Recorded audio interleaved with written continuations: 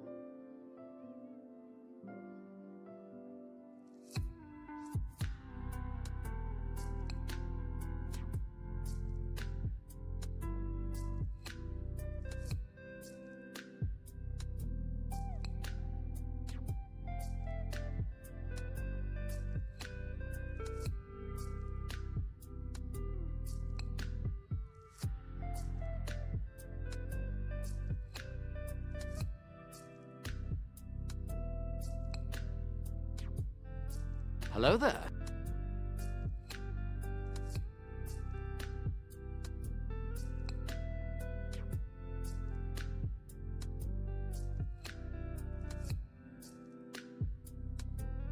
And his name is John C.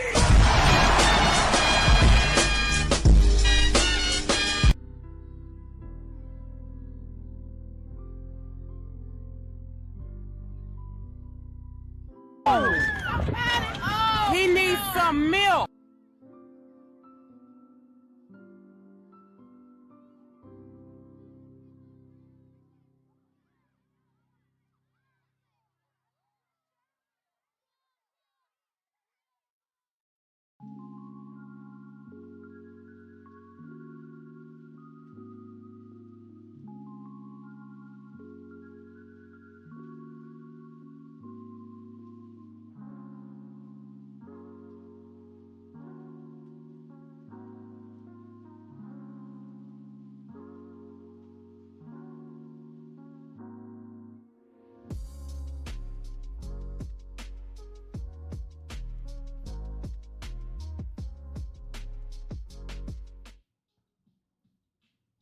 What's up, guys?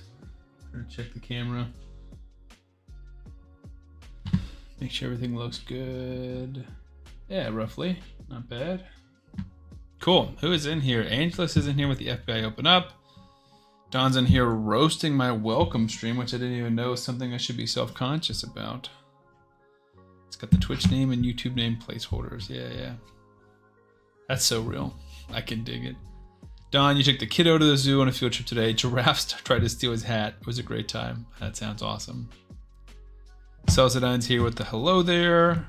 Crime Fighting Beaver with the John Cena. Angelos with the he needs some milk.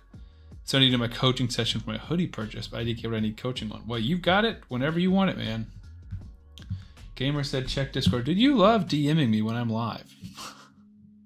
Haven't heard from you in days, and then... Sweet, we got another giveaway account. I don't think we're gonna do any giveaways tonight, but we are gonna start stocking back up because as of now I have one, now I have two to give away. But that is a solid account. So thank you, we can add that to the list.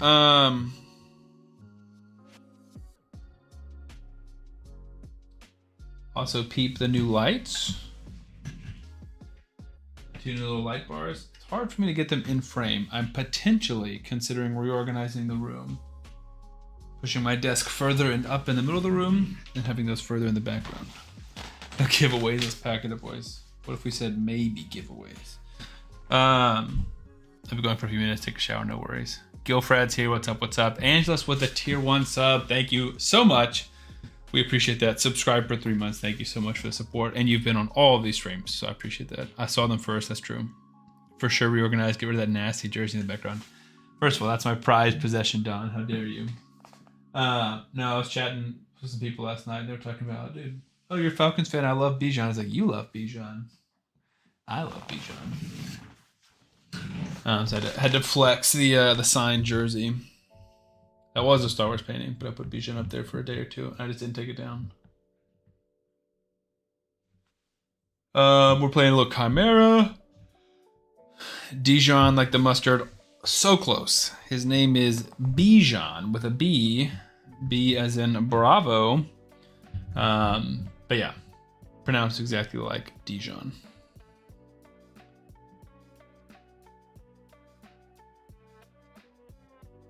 Zinchi with the Prime sub for 4 months. Let's go, Zinchi. We appreciate the subs. Prime subs are the best. All subs help, obviously, but Prime subs are the best. I said Barack Obama. Yeah, just like that. That is fair. If I had a signed Cam or Keekly jersey, I too would have it front and center. That's totally fair. What's funny is I have a Cam jersey in the other room. It's just an Auburn Cam jersey.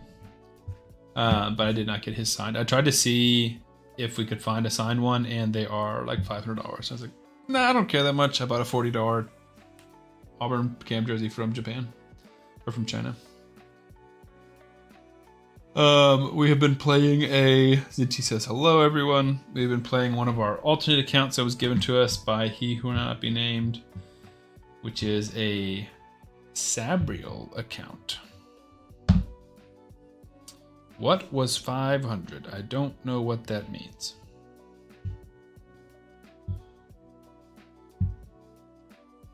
I don't know what that means. Oh, wait, no, sorry. $500. I got ahead of myself. A signed Cam Newton jersey. So I have, this is a signed Bijan jersey. I bought the jersey for $40 from China. Brought it to a Falcons practice. Got Bijan to sign it. Cam jersey, I've never had the chance to meet him to get him to sign it. So to buy one that's already signed was like $500, which is crazy. Well, we obviously can't promote buying and selling and trading accounts. So someone, how about this? Someone in this community received this account through unknown methods and then decided to donate it to me. Is that vague enough?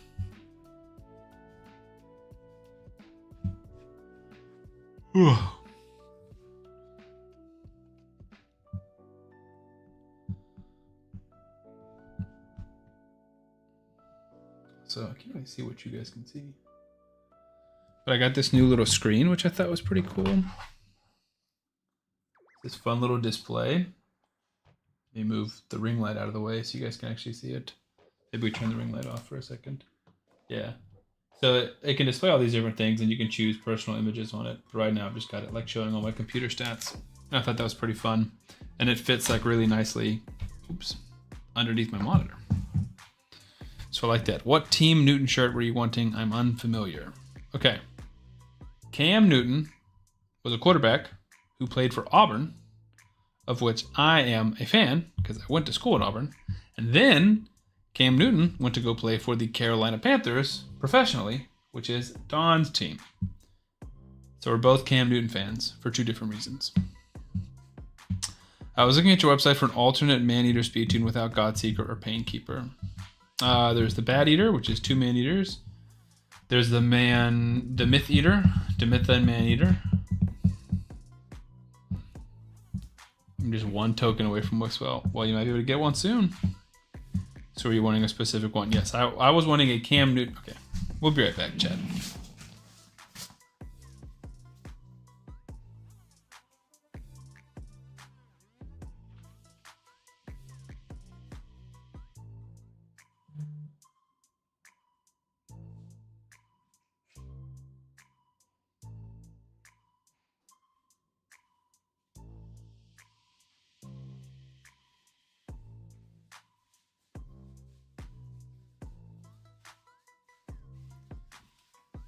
This is the jersey I wanted. I just wanted or preferred for it to be signed. Both of these jerseys hang above our couch in the downstairs den, side by side, and I wanted the Cam one to be signed like the Bijan one is signed.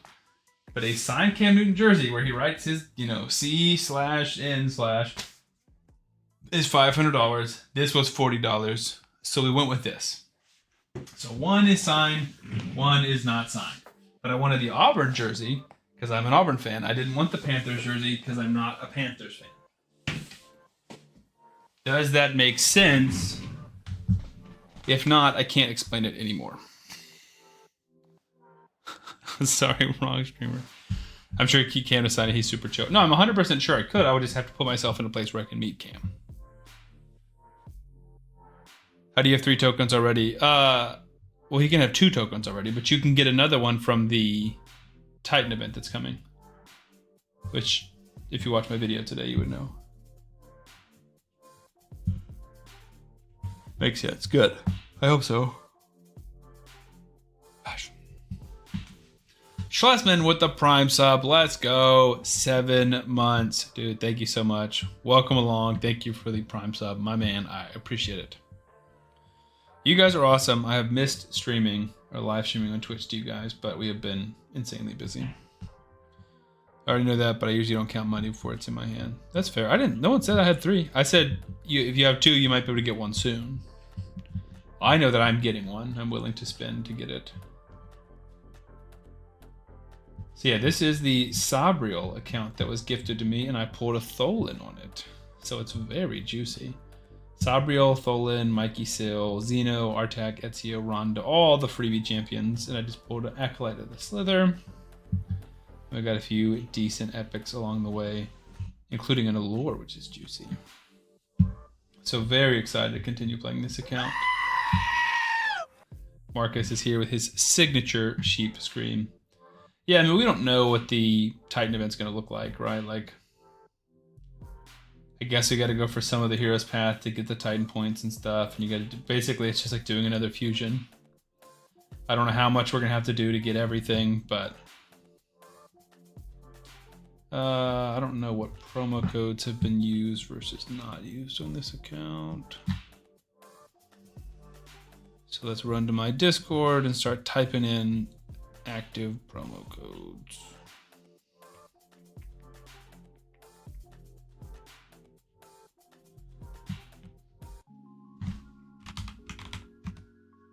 Bingo! That was easy. I'm gonna have to spend props, but I need that soul. I agree. That's what I was we were talking about that in the Discord earlier. I think the soul and the fusion token are kind of must-gets. More the soul, honestly. Like, the fusion token is weird, right? Because on the main account, you can't even see it now because my far has ended. On the main account, we have 2 fusion tokens, so we're not that far off. But also, like, Titus is the only one that I like need. He's literally the only tier 1 champion. I didn't think about that. I didn't change his name. He could just be a fan, whoever gave me this account. I'm going to sacrifice a bill to get the 5-star, so you might have to. Yeah, oops. Could be anybody.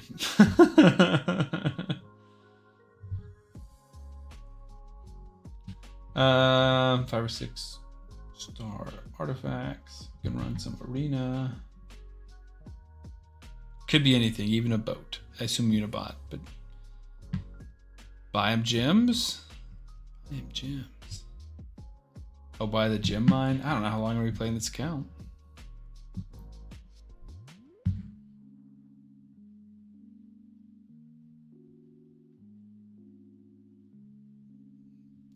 You're probably right.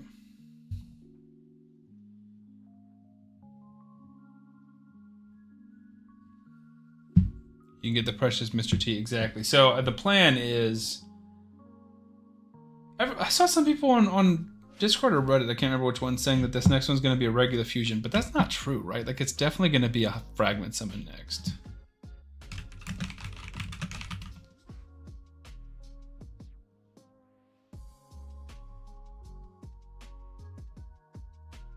Fragment, traditional, hybrid. It's always that rotation. So it's traditional, hybrid, fragments next. 100%. Hybrid to the one before this was traditional. Like that's the traditional, hybrid, fragment. Traditional, hybrid. The next one's a fragment. So they're wrong. So I would just want to skip the next fragment fusion, most likely. Noise. But yeah, probably skip the fragment.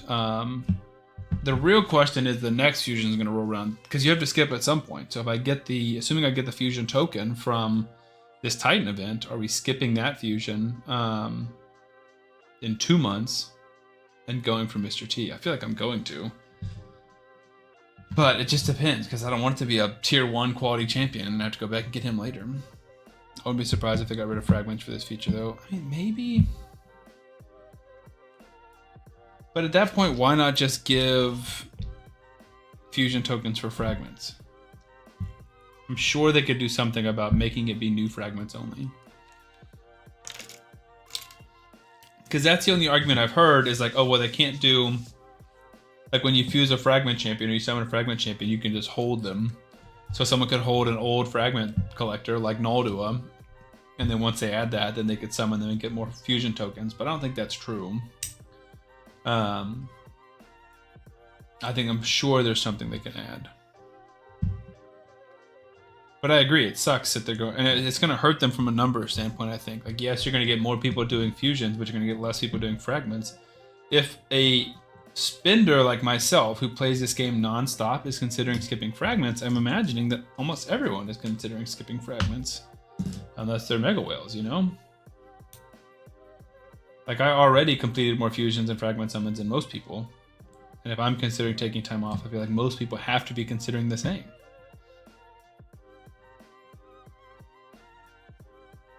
Alright, so dragon, let's see what we can push up to. Sure, we can try and do 13.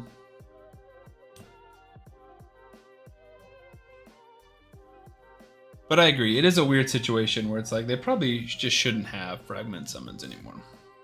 But they're not gonna like get rid of it.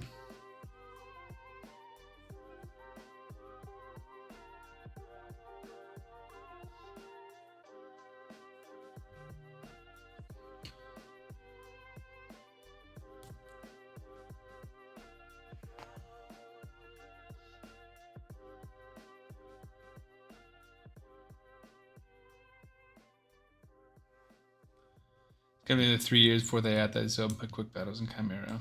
Yeah, maybe. I mean, this is definitely more of like a hot button issue. Quick battles in Chimera would be nice to have though. Like speaking as someone who's currently running it, and I had 3 or 4 fails on Ultra Nightmare. Luckily, I got Ultra Nightmare done, so this is Nightmare. So agenda for the stream. Obviously, we're hanging, chilling, chatting, playing. But I want to talk about 2 main things tonight. I don't know about you, but the Star Wars Jedi Fallen Order playthrough has been amazing to do again right about now. Who TF is Bo Jackson? First of all, that's a blasphemous question. Let me answer a few of these questions. I have not beaten Fallen Order or Jedi Survivor. I own them both, and I've started the first one and played a lot, but never finished it. I need to. That's one of those games that's on my list. But when I become a full-time content creator, I'm just going to stream like 4 or 5 hours a day or 6 or 7 hours a day and just play video games and check a ton off my list that I've been wanting to play for a long time. But we're not there yet, guys. We're not there yet. Okay, who TF is Bo Jackson? Bo Jackson, one of the best college running backs of all time, if not the best college running back of all time, who's an Auburn alum, played in the 80s.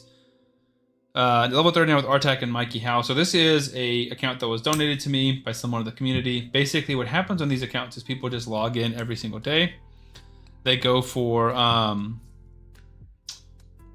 basically they just log in every day, collect all the collection champions, they collect shards and stuff like that, and then they pull shards. So this was one of the ones I was collecting some of the free primals, pulled a mythical.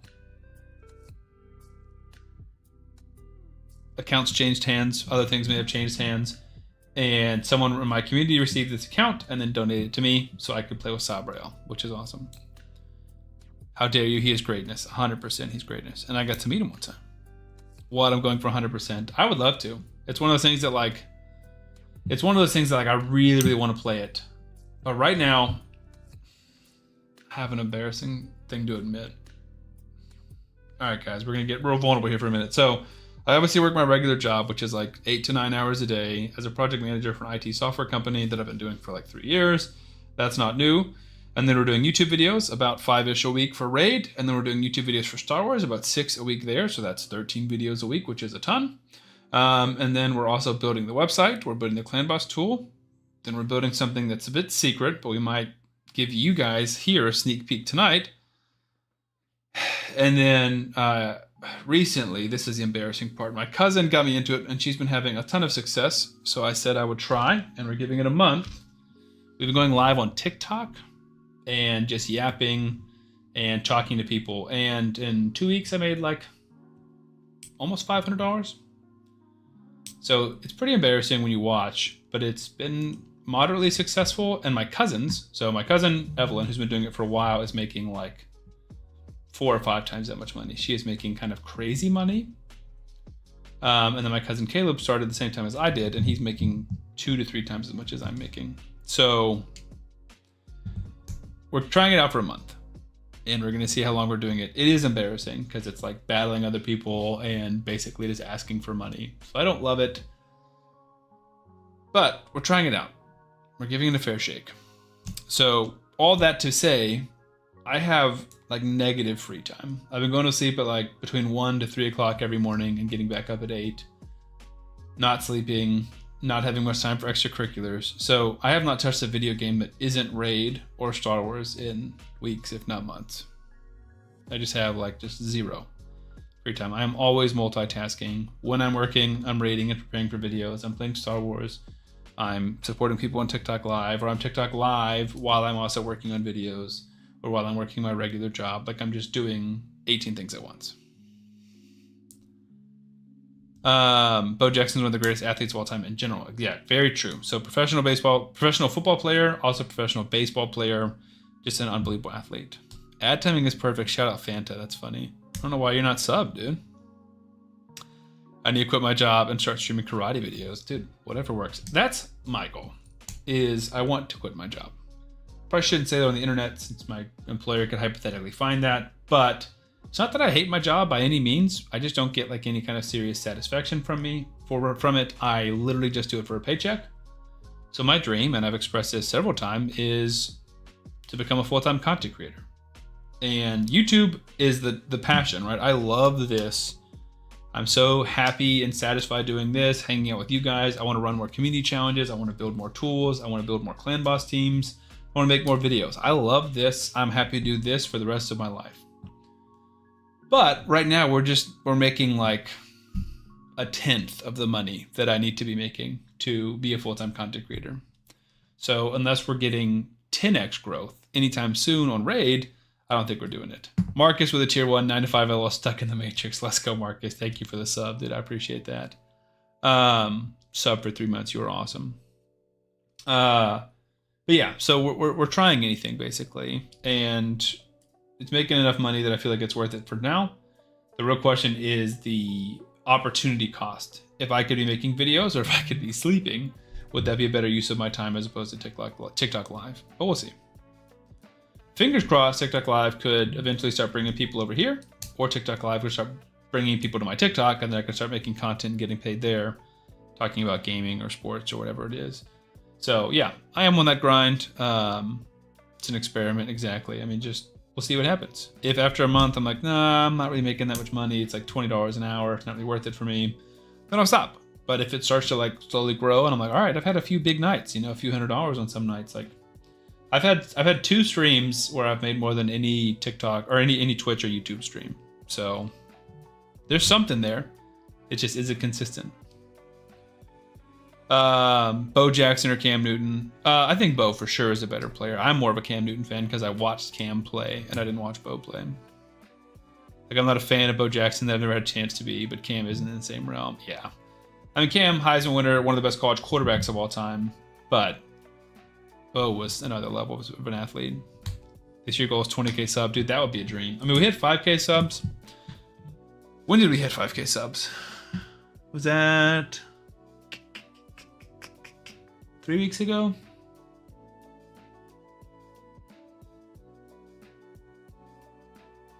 A month ago. So my 5k sub celebration stream was a month ago. Did I post about it?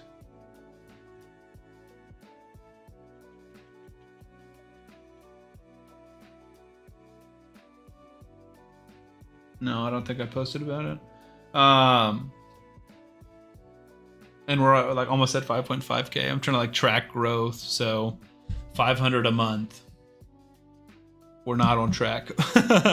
So what would that put us at? 4 months into 8 months, we'd be at 4,000 more subs. So we could get to like 9,000 or 9,500, which I guess isn't terribly far off, right? That's closer than I thought. I'm close to 10k, not close to 20k. Again, we would need to double our growth. I want to know who he likes more. I like Cam more. Just because I have like a more of an emotional connection to Cam because I watched Cam. That's why I have his jersey and not Bo Jackson's jersey. But I think Bo for sure is better. Greatest football player of all time has to be Tom Brady. Winningest, not greatest. That's a very interesting discussion. I hate Tom Brady too, so you won't hear me defend him. Angelus, I didn't know you had these football opinions. Yeah, I hate Tom Brady. As a Falcons fan, I absolutely hate Tom Brady. Can't stand him.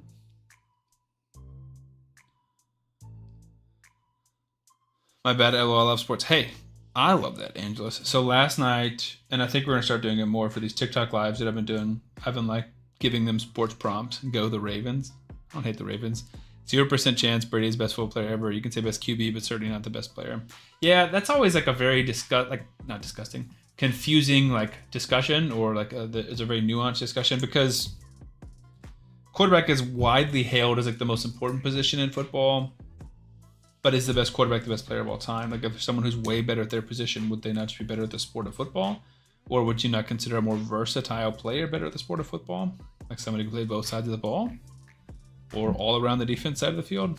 I don't know. It's a weird discussion.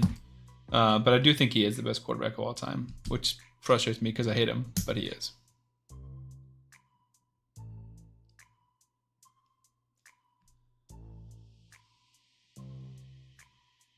He's the winningest QB, but he isn't the best. It's got to be Patrick. Interesting. Again, I'm not a Tom Brady fan by any means, but for me, it's kind of hard to deny. You could say he was carried by his defense or whatever, but maybe Peyton. Patrick could have it one day, but I liked Breeze. Again, I'm a Falcons fan. The Saints are our rivals, so I hated Drew Brees. I liked him as a person, and it's undeniable that he's an amazing quarterback, but very frustrating all the years he beat us. Same Glizzy loved Breeze. Don, how can you love Breeze if you're a Panthers fan, dude? He beat up on us all the time. He picked us apart, exactly. But he was so legit. No, I 100% agree with you. He's one of the, and he's such like a stand-up guy. Like it was hard to truly dislike him. Brady, I think, is pretty easy to dislike. But Breeze, I think, was a pretty exceptional stand-up guy. So I could root against him, but I could never say I actually hated him. He was pretty unbelievable. Goodness. Excuse me.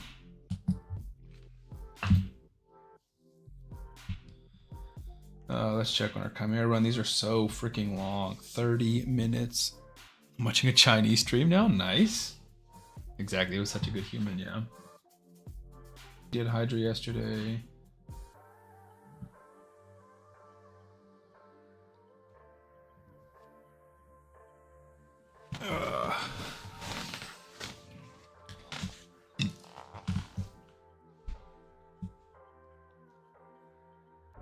All right, so we can transition to our topics. We have 2 topics to discuss throughout the stream. This one is a Chinese streamer now. Oh, got you. That's so funny. You're saying you basically don't understand because we're talking about sports. That's fair. We'll pivot back to Rage. So we got 13 on YouTube, 16 on Twitch, so almost 30 people. We have 2 topics. One is our next free-to-play competition, which we're going to slowly schedule, tentatively schedule. But we're mostly just going to talk about the format and how we want it done. We can talk about that. We're going to talk about them both. Would you rather talk about that first or the new secret thing that I've been building? I feel like secret might make it sound a little too exciting, but I am excited, if we're being honest. I'll let chat choose what we address next. But we will get to both of them. All right, what do we do? We doing Fire Knight? No. I feel like I'm just doing Phantom Shogun. Don't change the conversation because I thought it was funny. No, it's fair. Well, maybe what we need to do is I need to start funneling my fellow sports fans from here over to my TikTok and we can yak about sports. Glizzy has hung out in a few of my TikTok streams and he can vouch to it being a little cringy. Spill it. So you're saying secret tool, secret build. I just like hearing you talk about sports. I love talking about sports, man. It's like, obviously I'm passionate about Raid and we can have like discussions because we're all passionate and go back and forth. But like sports, I feel like I don't get to talk to a ton of sports people regularly. Like I talk to sports, to my wife about sports and she's just like staring back at me deadpan. It doesn't have anything to say. So it is fun, like yapping. And we played some like sports trivia games and stuff like that. Packers are the better football team. Then who? Always secret. I'm interested about the new free-to-play challenge. Okay. We'll talk about them both. It seems like we got 2 votes for the new thing that we're building and then 1 vote for the free-to-play challenge. I feel that in my soul. My sis is not a good sounding board for sports opinions. Yeah. She just does not care. She cares about Auburn, but she doesn't necessarily know a ton about Auburn besides just... All right, it's 2-2 chat. Next vote, tiebreaker. Free-to-play challenge or secret build? This is our unofficial poll. Secrets. That's what it is. All right. So, as you guys know, level number 1 is loading. The Sam the Raidman website, which we have built myself and Artistry, or Mel's in our community, has helped me build. It's a work in progress, but it's got a really good groundwork. And then the coolest thing that I think I've done is the Clan Boss Team Finder. So this was step number 1. Welcome in Hone. In before new CV calculator. Interesting. In before. What are you saying? I'm confused. So anyways, this is the Clan Boss Team Finder, which I love. I'm blown away that this wasn't here before. And we'll keep adding to it. I think we've got like 29 tunes, but we'll continue to add more and more tunes. We've now got like a sorting system, which I think is awesome. We'll just wait and see, Don. Schlesman said, hey. So that was cool. We have the tournament challenge, which we're going to work on and talk more about that. We have the takeovers form here, which I still get more takeover requests via Discord, which is fine.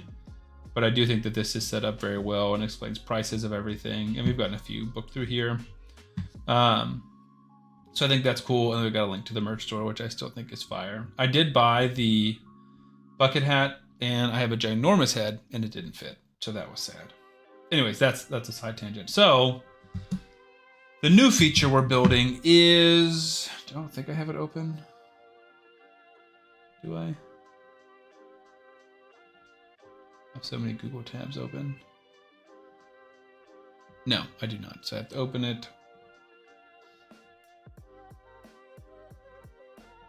You guys ready? Drum roll. It is a Clan Boss speed calculator. Don guessed it. Still waiting on my hat. The rest is here now. Yeah, the hats need to take longer and everything else. Yeah, Big Doug, I'm not buying a $1,700 jersey. You can have Chris Davis instead. Chris Davis would be lit as well. So this is like the most basic version of it, and it's still a work in progress, but I want to show you guys as like a preamble to get you hyped up. It's unbelievably complicated to create.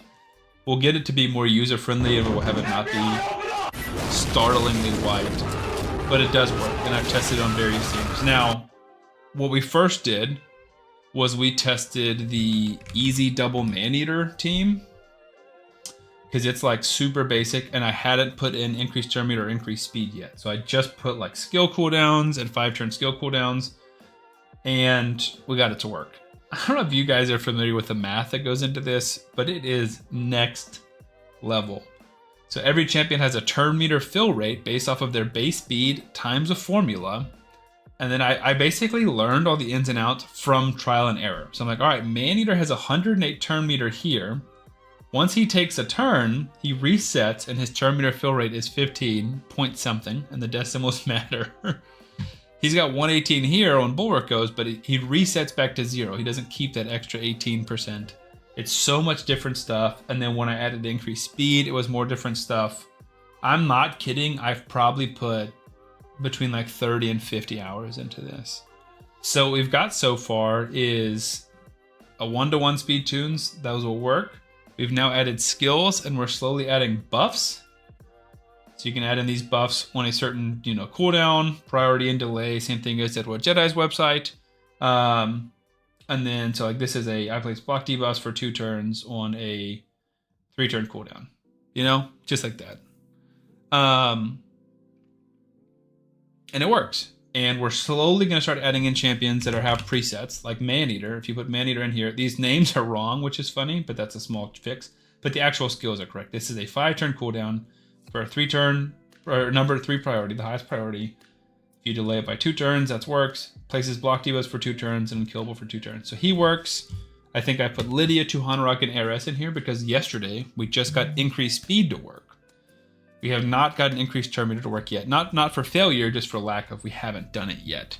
So we haven't done that. We haven't done increased buff duration. We haven't done extra turns. So there's still a long way to go.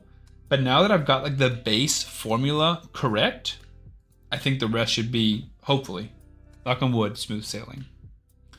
I applaud your dedication, Sam the Raidman. That's one hell of a job. Thank you, Zinchi. This is why I just said hammer stuff into my square peg till it fits in the round hole. You're absolute legends for finessing this stuff. Dude, it was tough, man. Because it was just like, it's not getting it. It's not getting it. So let me show you some of the data stuff we did. I called my friend who works in like IT, or just coding really. So So he's very, very, very smart. So open, we did a Google Sheet. So this is a data set that we input into here.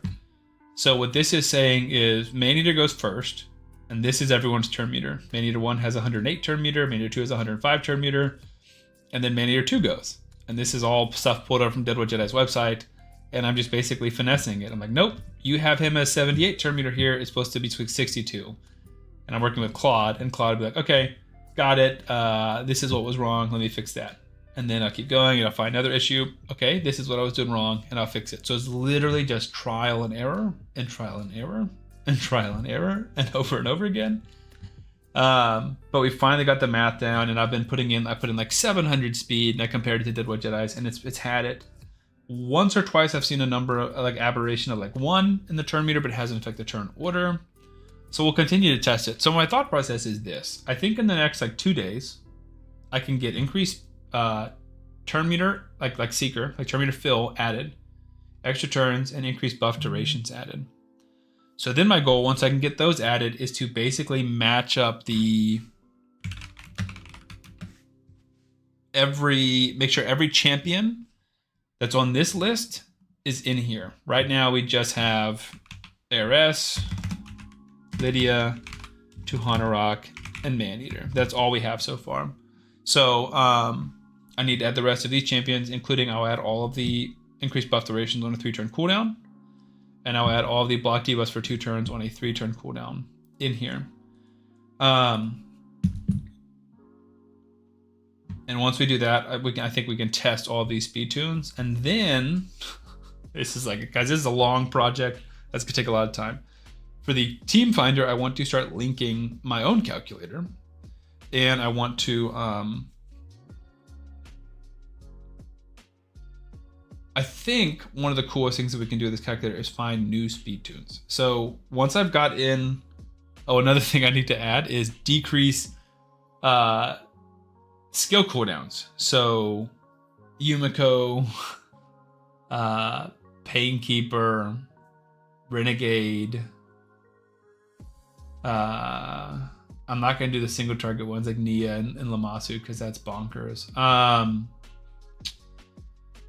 Donatello. So Donatello is one of the big ones, right? He is a big, like Donatello the champion is a big reason why I'm building this calculator, because it's just not in the Deadwood Jedi calculator. And Hone knows. Hone has been my guinea pig, and he's been amazing with helping me build teams and test out the ranges for speed tunes. So shout out to Hone.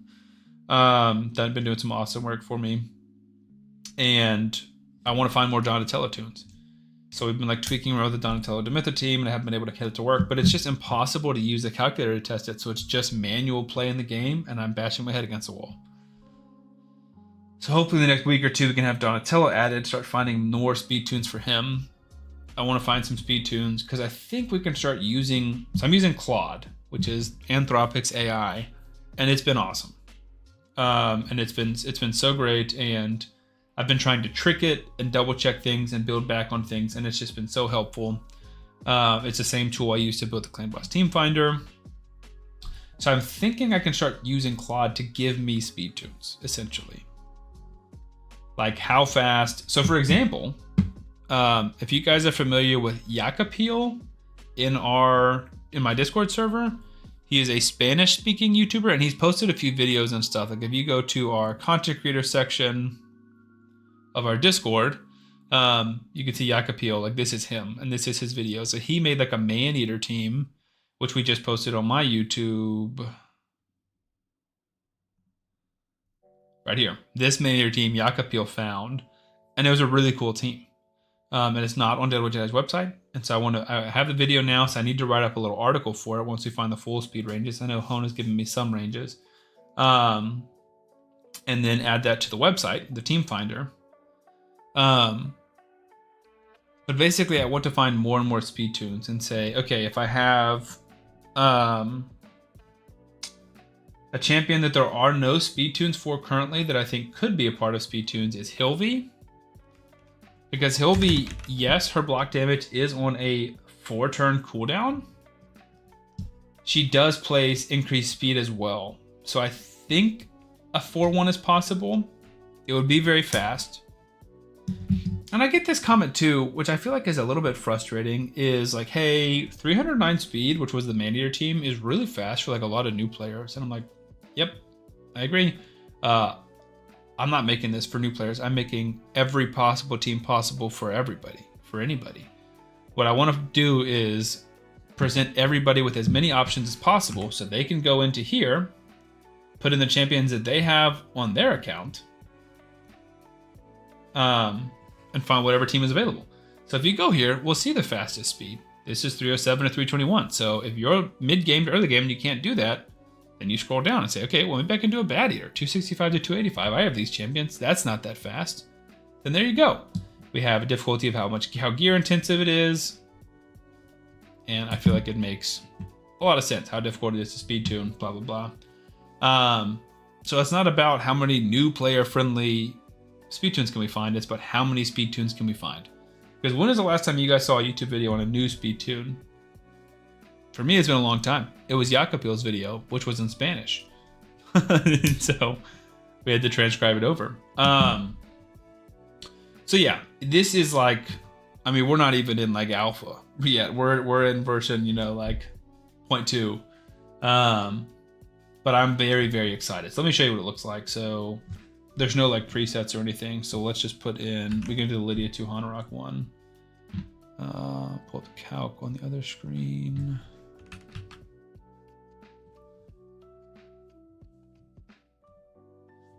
So Lydia is 268. 2 Hanorok is 204. And then you can put Warboy in, but I've been just, for testing, I've just been putting in the numbers. So 239 is 239, 240 is 240, and 269 is 269. And then that's on the A2, 3-turn cooldown, 2-turn priority, that's correct. Places increased speed and strengthen, correct. 2 Hanoroks under A3, 3-turn cooldown, priority number 3, which is the highest priority. Now this is technically wrong because Lydia has an A3. So we'll leave this here and we'll say it's a 3-turn cooldown, but it's only priority 2 and this is priority 3. So that's correct. That's correct. And this is all correct. So then we click simulate 50 clan boss turns. And basically you can click on here and see all of their individual turn meters, which is, go up. Stop doing that.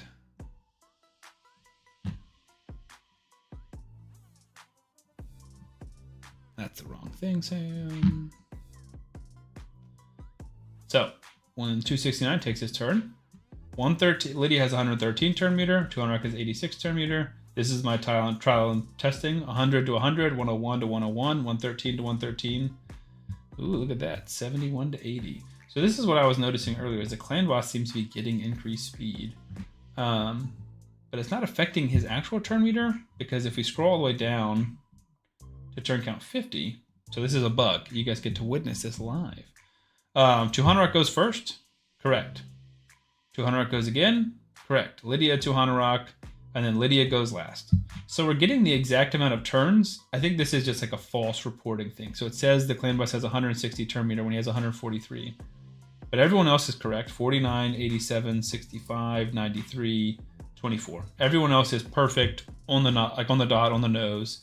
So this clan boss, I think, is just false reporting. I think he's getting this increased speed buff, supposedly, which he's just not. And I told it that, right? So I told Claude that.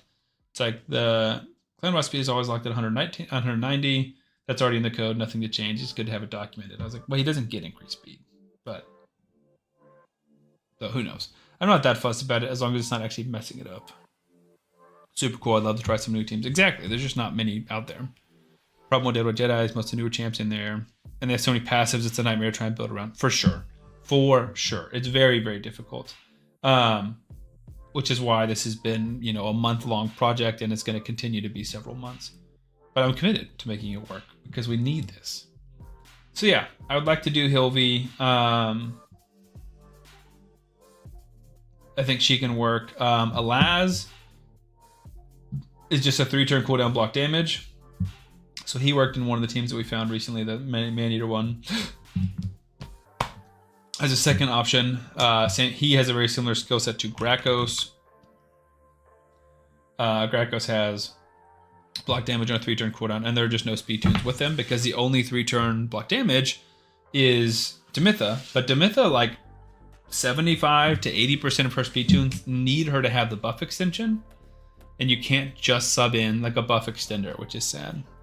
Because like Alaz would just be better Demitha if the buff extension wasn't relevant, but it is very, very relevant. So that's what I want to find is kind of what is a team that I can bring in with Mikage and Alaz and just be better than a Demitha, you know? Because counterattack on everyone is nasty in block damage. Why is Hilby good in CV? She's not. I mean, she's got decreased defense on her A1, which is good, right? But she's got block damage and increased speed, both of which are amazing. So, like, can I use this and get rid of, like, RS or can I do a Hilvi into Hanorok team or something like that, you know, and not need a buff extender, keep increased speed up at all times, and get the team to go 4-1 with Seeker and Deacon. So then can we create an upgraded version of the Ultimate Myth Air with a Hilvi instead of a Demitha? Something like that. And again, it's not about, is this team a direct upgrade to another team? I'm sure we'll find some that upgrades and some that aren't. But it's like giving everyone options. Because I'm sure, while there are few, there are some people that have Hilvi but not Demitha, you know? And I want to create every possible option for every possible account. Because everybody deserves to be one king or every clan boss. So, that is the sneak peek. We're not posting about it or anything like that just because there is so much work left to do. And it's going to be a grind. It's going to be a lot before we're ready for it to be in the public. The nice thing about this being an actively supported thing too is you can adapt it to other games that have a CV thing possibly. 100%. Well, and that's the thing with the website too, is if we start playing other games and making content, like maybe we can add Star Wars sections to the other game or to the website and stuff. If we're start having big success over there. We've had small, steady growth, but definitely nothing big. We're at 200 subscribers, I think. Maybe a little bit over, which is not bad, but it's very, very steady. And I'm far away from making money over there. But yeah, and in a month, when they add another block damage champion or another unkillable champion, we can add them. I can add Klazag Keyhulk to my speed tune calculator and 2 speed tunes. And I can add him to find builds around him. You know, any new champion that's introduced. We might lose this battle, actually. I know with Godforge being developed by a bunch of raid players, there will be a clan boss in that. Yep. Have we heard anything about playing that game yet?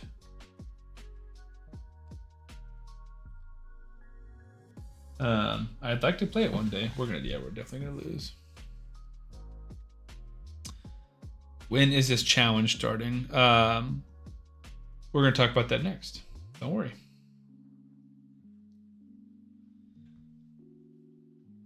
Beta mid-May. Gotcha. Okay. If you had a chance to play Nice or the Sabriel, what would you choose? I mean, they're both amazing, right? I think Sabriel, just because she's more versatile. But Nice is nasty, dude. I don't think I would trade my Nice for a Sabriel, as crazy as that is. But I also haven't tested her high end. I've only tested Sabriel on a new account. So when you test Sabriel on a new account, she's solid but not amazing.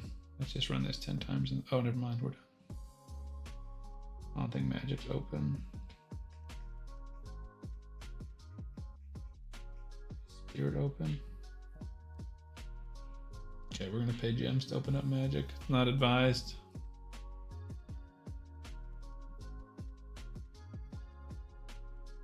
Do as I say, not as I do.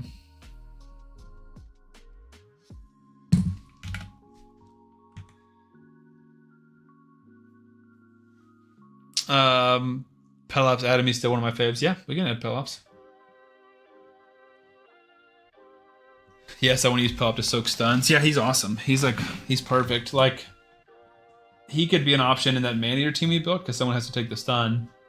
As long as he's got his Magma Shield and Taunt on a 3-turn cooldown, he can be the stun target every single time. He can't be stunned, so you don't have to worry about cleansing. You don't need a cleanse at all in that team. He just has to survive. Now, I'll admit he wasn't the god I thought he'll be, but no, he's still amazing though. Are you planning to add non-unkillable teams to the list? We already have several. We have the White Whale Lydia. So I think you can search by the filters. Yeah, traditional teams. White Whale Lydia. This is a 2-1 speed traditional team that uses Lydia, a cleanser, or a block debuff champion.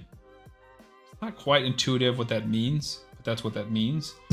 So if we say we have Lydia, Doom Priest, and Mikage. Mikage. Or no, let's make it even more budget friendly. We have a Valerie, a Doom Priest, and a Lydia.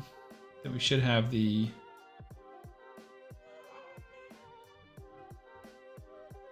Where are we at? White Will Lydia. Where am I missing this?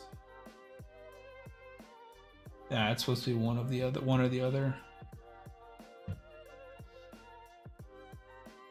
Yeah, that's wrong.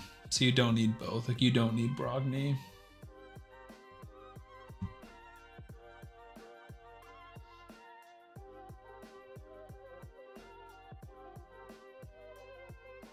Finding more issues in my tool, which is why I asked people to test it. So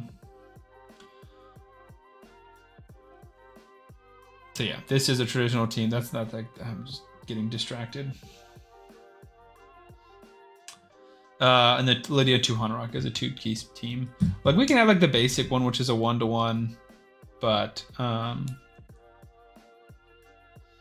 if I were to add ones, I feel like it would be just like simple 1-to-1s, or it would be Deacon, Seeker, 2-1, or something like that. Can you make a Demitha, Deacon, Ares, 1-key Ultra Nightmare, no Seeker? Can I make the team? Eventually, but not right now. So you have Demitha, Deacon, and Ares. Let's try this cool tool that somebody built. Demitha, Deacon, and Ares.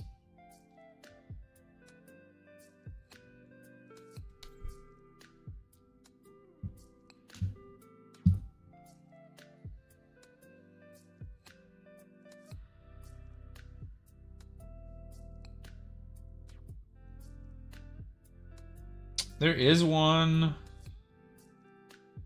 So there's this one. If you have High Katoon and a block debuff champion on a 3-turn cooldown, you can build the Myth Deacon. And I think there's the Myth Air double Deacon. So if you have another Deacon, you have 2 Deacons. That one's here.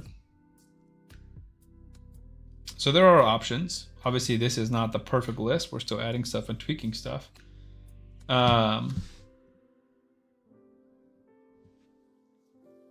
There's a Man-Eater team. Trying to think of other Demitha teams. Mashald, Ruella,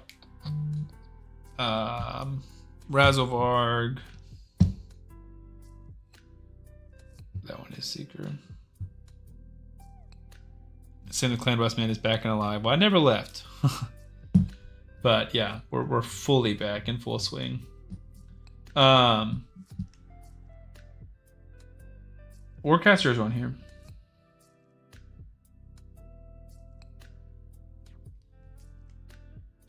We've added more and more champions like Alsgore, Sir Nicholas, Imic, stuff like that. Sean's in here. What's up? What's up? Sorry, the homie just popping in, lurking. Got some watch some NHL playoff hockey, dude. No worries at all, man. You're good.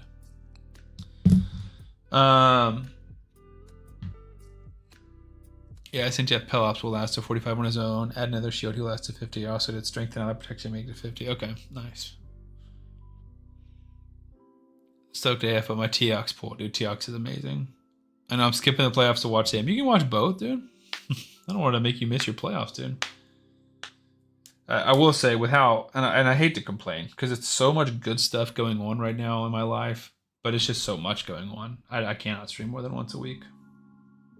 If you want more Sam, you're welcome to come watch me on TikTok, but I cannot. Kane's play tomorrow. Nice. Okay, I'm playing Skyrim. Let's go, Glizzy. I love Skyrim. That's one of the last games I played when I had free time.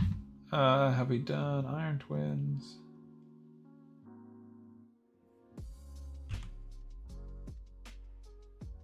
Yikes. We got nothing there. Let's take out Xeno, put in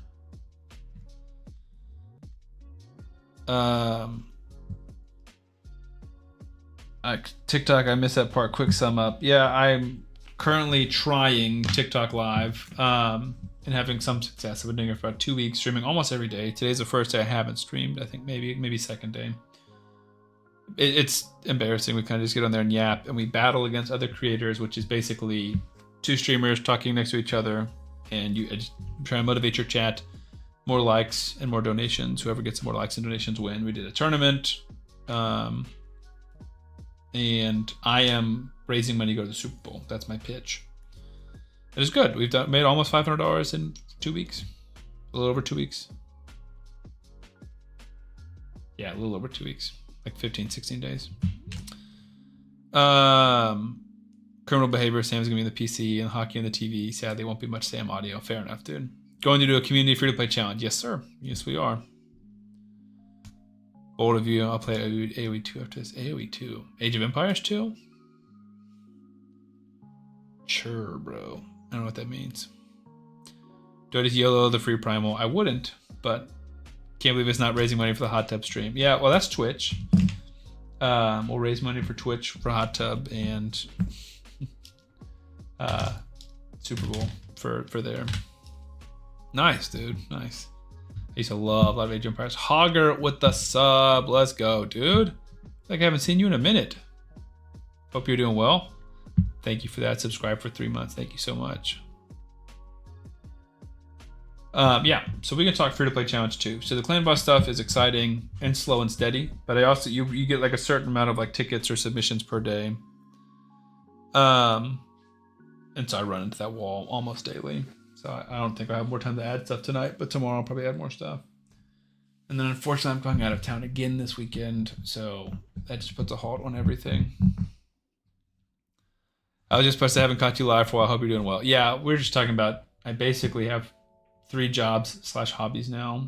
I will call them jobs because I'm making money and they take a lot of time, even if they're not like jobs.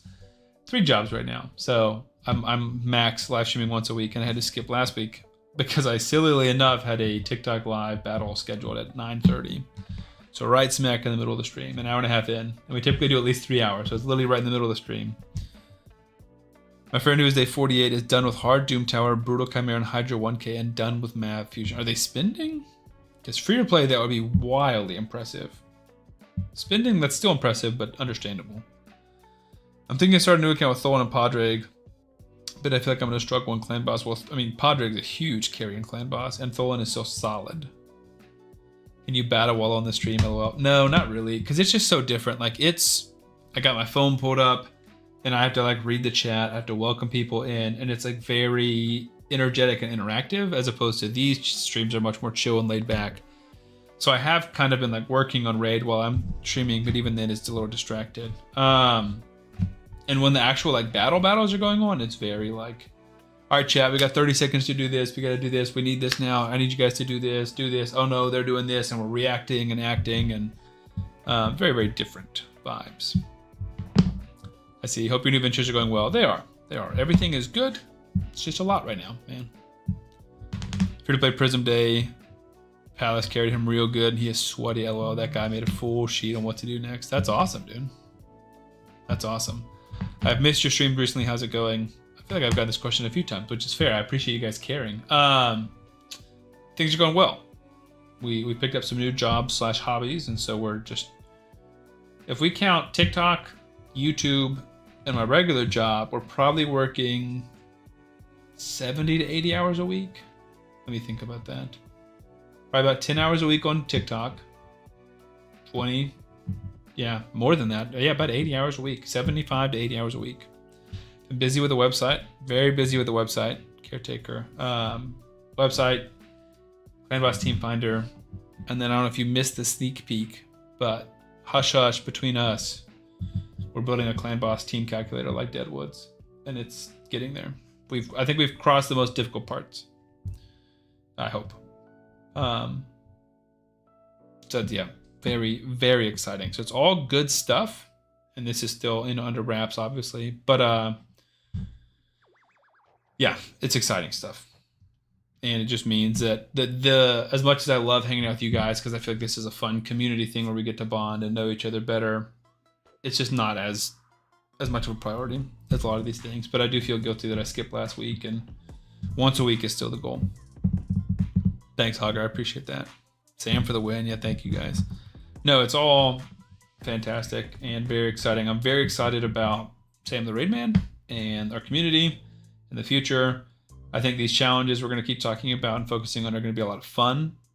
And I think we're building an awesome community. So I'm very excited. And every day I'm more confident that one day this will be my full-time job. Once we get too little, we need more you and the missus. Yeah. Yeah, it's just what I was just saying is, so Caretaker, I don't know if you missed part of it. I've been going live on TikTok as well, and that's very different, but it's been pretty profitable. So we're sticking it out for at least a month. All of, I guess a little more in April, a little bit into May, and we're going to reevaluate whether or not it's worth our time. I'm a little surprised you couldn't buy Deadwood's site. Well, first of all, I don't have big backers like that, B52, nor the money. But I've reached out to Deadwood 15, 20 times, people in his community. There's a dude in his community who built a Python script calculator, but I was not near smart enough to handle it or figure it out. So that's why we built our own. I would love it. Because the thing is, and we talked about this on a different video, I think, I have basically no notes on Deadwood's website. Like, there's not much I would change at all. I would love it for there to be a team finder like we have built on mine. But everything else is perfect. Like, that's why on my Clan Boss Team Finder, it directs you to here, because this is all the information you need. Sometimes it's more than the information you need. Like, it's everything. And it's perfect, and the layout is great. The only thing it's missing is it's just not being updated. So, like, I'm not copying what he's doing. I'm trying to keep it slim and relevant, but like, I wouldn't really change anything. And I would love to just take it over. I would be willing to buy it, but I can't, if he doesn't respond to my messages, there's just nothing I can do.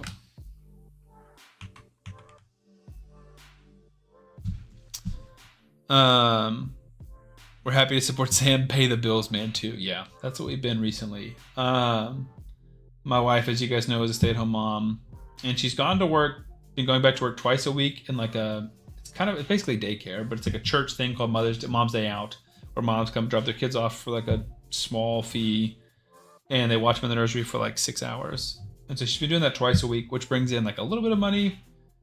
But I was like, with TikTok, we don't necessarily need her to do that, so she can come back home. But she doesn't hate it, so it's not like a bad thing. But I am just trying to essentially make as much money as I can and be as self-sufficient as possible. I'm a little surprised you I read that already. Why TikTok? We need you here on Twitch. Well, I hate to be like all money focused, but Twitch is just like not super profitable. So tonight we have 1, 2, 3, 4, 5 subs, which is awesome, and I'm very grateful to you guys. But part of that's because we didn't stream last week, so we're just kind of catching up. Someone here is good with it. What do you mean, girlfriend?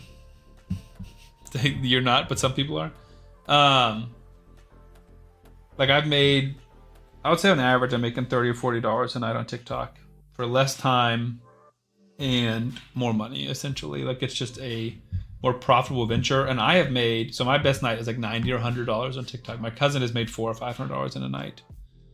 So the potential is like extremely high, which granted, some people can do that on Twitch, but not me, I don't think. Maybe we can have like another celebratory stream or a birthday stream, and a few of you guys kind of very generous and ball out, maybe. But in general, TikTok is just more. Honestly, it's just more. There's just more people coming through. Like, I will have like between 2 and 6 people in there for most of the TikTok live, and I'll have like 900 views because so many people just pop in, watch for 10 seconds and leave, or pop in and swipe out and leave. Like, so many people are coming through, so there's just so much more. It's like you're just fishing with a much bigger net, or you're fishing with the same size net but with a much bigger stocked pond,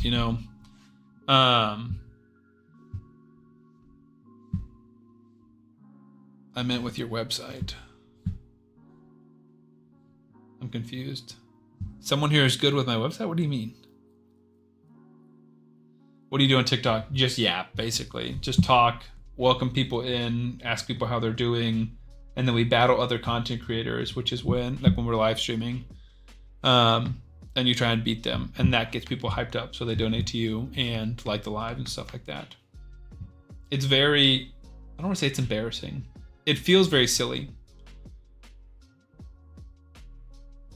Oh, someone here is good at programming. Are you a programmer? I know you're the Discord expert. I didn't realize you were also a programming expert, because we might need your help. Because Mel's is great, artistry, who's been doing a lot of it, but she's trying to teach me how to do it, and I am clueless. TikTok's really weird though. When you start streaming, they always push you to recommended. Yeah, it is weird, dude. I don't know much about it, and I don't know near as much about how to be successful there. Like if one of you guys DMs me and said, hey, I want to start making like raid content, I have a lot of advice I could give you. Probably more advice than you want. Like I've done so much research on YouTube in general, not as much on Twitch, but a little bit. And I've just learned so much over almost 4 years of doing it. Versus TikTok, I just don't know anything. I'm learning new stuff every day, and I feel like I'm seeing people be successful doing the same thing that I'm doing, but I'm not being super successful. And I feel like vice versa. I'm seeing people that I feel like should be successful and they're not. So I just don't know logically why things work and why things don't work. Versus YouTube, I feel like makes more sense. I'm just here as comedy relief. We love that. Glizzy has made several TikTok live streams, which have been fun. It's always helpful to have more people. I know Tid, but my friend knows really well. Just need to head out for help. And if I need help, then can't do. But nowadays, just busy as of now. While watching, I'm just playing in background. Fair enough. Fair enough. Well, the website right now, there isn't like a ton that we need to do. I want to add all of like the articles for teams and write-ups for teams. That's one thing that I guess I'm behind on. But in terms of like building the website, a lot of the core stuff is built. I'm more focused on the peripherals, like the Clan Boss Team Finder and the Clan Boss Calculator tool, than I am the website itself right now. Because the website is just like a house houses all of that information basically. I had like 1K subs and followers on TikTok when I stopped posting. It was fun, but I didn't love the pressure to post. That's totally fair. That's awesome. You need a good little controversy, get your name out there. Maybe. That is a way to get your name out there. I don't know if that's the way, but maybe. I feel like what I'm going to do is just start posting stuff about sports, because that feels like the easiest market to tap into, since I'm also trying to raise money to go to the Super Bowl. So just like hot takes and opinions or commentary about hot button issues. And Sam the controversy man, exactly. Sam the always in trouble man. And then kind of just tap into that. Okay. Not that we're in any rush. I've noticed your chats are more active when you talk about sports, for sure. So I think like when I'm just sitting and live streaming like this, sports is the way to go. But then, so we need Marichka in that one. We're gonna lose all three probably. The issue with that is that doesn't draw a ton of donations. So if we're focusing on it from a chill, have fun standpoint, then it's sports. If we're focusing on a how do I make money on TikTok, it's the battles where you battle other creators and then everyone can hear everybody. I told you we lose 3. Those teams are just built to counter what I'm doing. You can't really just like yap about sports. You need to be interacting with the chat. How are you feeling about the draft? That's funny, Hogger. I literally just posted a TikTok this afternoon about it. It's like, I'm excited. I'm always excited just for anything NFL. And we've been going through a drought, obviously, for the past 2 months with no NFL. So this is just exciting to have something NFL to do and talk about. But I posted a TikTok about it today. I was like, I have mixed emotions because I'm excited and I almost shouldn't be because the Falcons don't have a first round draft pick. So like I should be less excited, but also on the same, like other flip side of the same coin, the Falcons don't have a first round draft pick. So how bad could they possibly screw it up? Like you don't have a first round draft pick to waste. So it just can't go that poorly. So then I can watch the first round with basically no stress. I guess maybe at the end of the first round, I'm hoping a guy would fall to the second round or something, but like, it's just kind of nice to not have to worry about that. Obviously, I'd rather we have one, but I've never been in this position before, so I thought that was fun. You gotta start watching hockey if you want infinite games to have comments on. Yeah, it's the same thing with baseball, dude. I was keeping up with the score of the Braves game earlier. I just can't watch. I worked the Super Bowl in my city a few years back. That's pretty cool. Jack, what city is that? We are most likely going to the Super Bowl next year, especially if I keep up this TikTok thing. Kind of looks like a rough draft overall. Yeah, I think there's a lot of like sneaky good players in this draft, but there's definitely not as many like superstar big names. And I think there will be a lot of players that work out maybe, but they're not going to be like, it's not like a stacked draft class of like, I'm happy with any of these 10 guys, you know, like in previous years. True. I've never looked at it like that, but that's a very good point. Yeah. Like it's, we're looking at it glass half full. It's easy to be like, oh, this draft doesn't even matter. The Falcons shouldn't have traded their first round pick last year. It's like, it's easy to say that in hindsight. I still think it was the right thing to do. It's unfortunate that we don't have a first round pick, but I'm going to choose to look at the upside instead of looking at the downside, because upside or downside doesn't change anything, you know? It changes how you feel about it in your opinion. Houston, nice, dude. That's fun. Yeah, I would love, I think, we just talked about this. I'm in my family group chat. Let me pull it up. Very recently.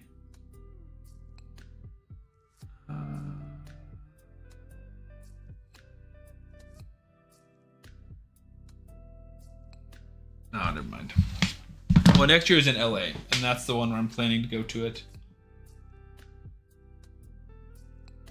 We have almost a tenth of a ticket, or roughly a tenth of a ticket, if we're going to get like the cheapest as of this moment in time.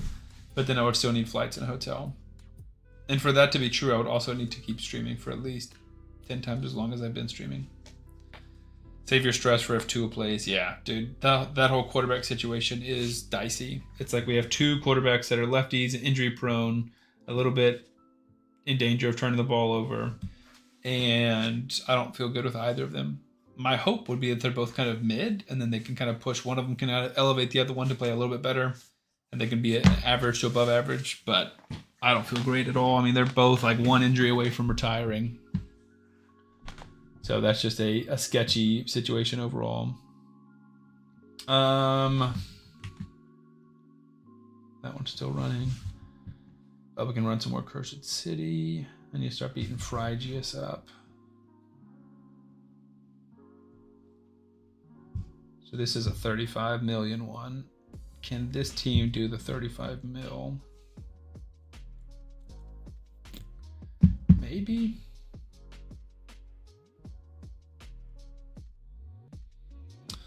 We'll see. But yeah, so then we can also yap and kind of bounce ideas back and forth with the free-to-play competition. So what we were debating, or we decided, myself and all of my moderators / community managers, is we're going to wait until all of the Mavar stuff is done so that we can have our free-to-play challenge between fusions. I think picking a different day of the week to cover specific sports in your TikTok would be a good idea, like Monday football and hockey, and Thursday golf and tennis, just examples. I like that idea.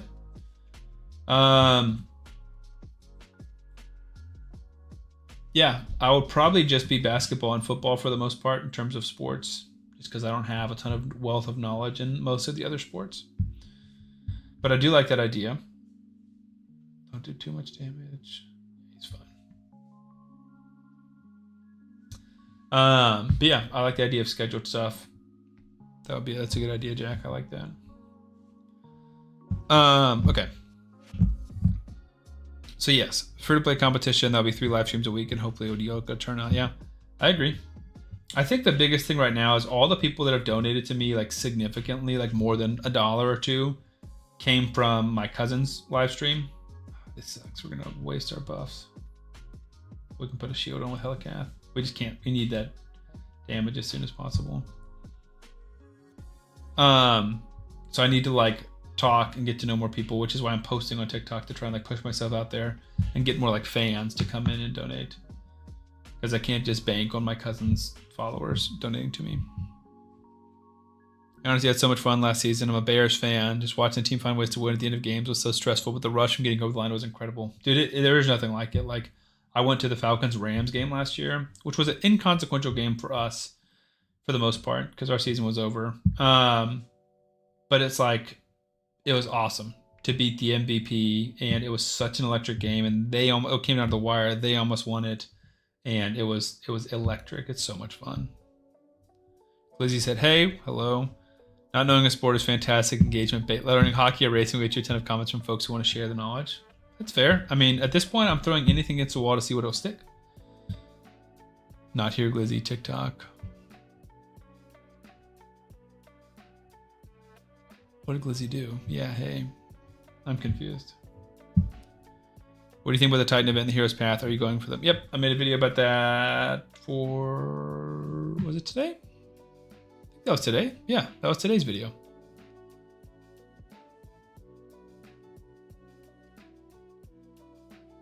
New champion? Nope. Just new free-to-play competition. But yes, I'm going for the 5-star Ember Soul and the Fusion token if possible. That's the goal.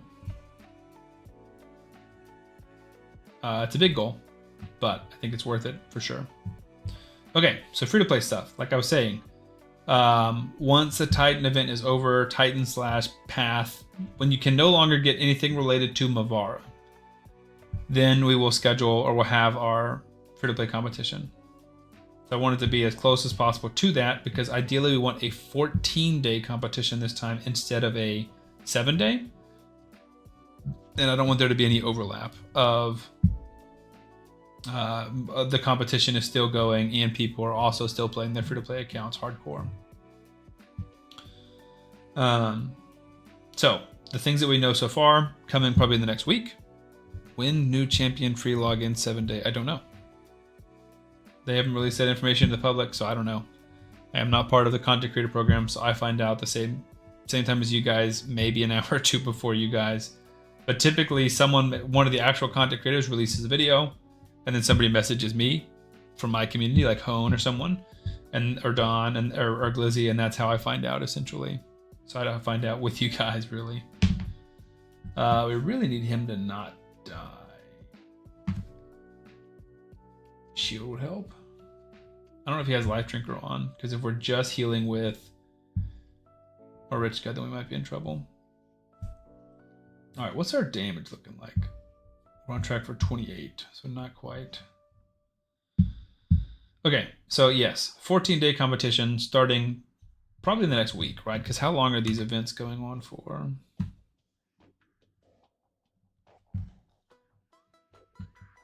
Avara Fusion.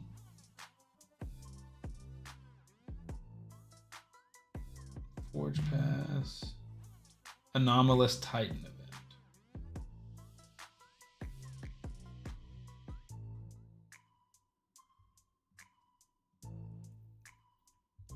I hope they do a Mortal Kombat collab and the free legendary Sindel. Interesting. Who best, Pelops or UD King? Pelops is way better than UDK. It's not even close. I think that's saying it ends on the 6th, but I could be wrong. It's not showing me anything past that. So that's a while. So do we wait until the Titan event is done, or do we just wait until the Mavara, the Hero's Path, is done? I think we probably just wait for the Hero's Path. But it's almost like this is a fusion. So what do you guys think? This is part of why I wanted to chat today.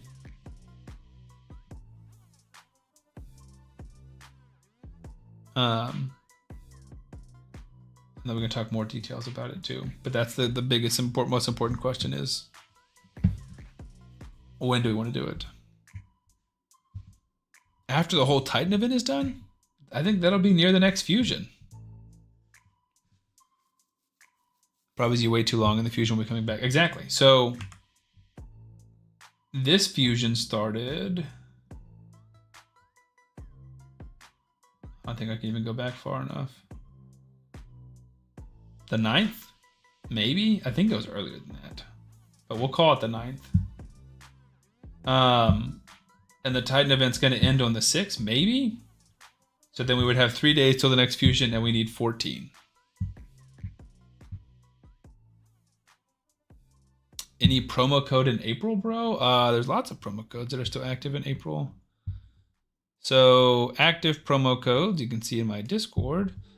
Raid Together is the most recent one, and that was on April 14th. Raid Together, 15 XP brews, 500,000 silver, and 200 energy. There was another one that came out with a Void Shard, but that was a limited time one that already dropped. Yeah, I post promo codes on my YouTube channel as much as I can, and they're always in my Discord. I have a running list that are all active.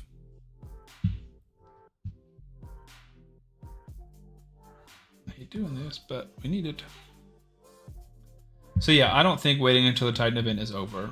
Of course. Unless we're all in agreement that every competitor is just skipping the fusion, or is able to handle both. My concern is this, and it's not like I'm blaming anybody, but like we had several people who were unable to complete 7 days, which is fair. I myself was one of them. So I'm not saying I don't get it, but I want as much engagement as possible, and I want us all to be doing this competition for all the competitors to be as available as possible. So are we more likely to have the average competitor skip the fusion, or the fragment summon that's coming up, or skip the Titan event?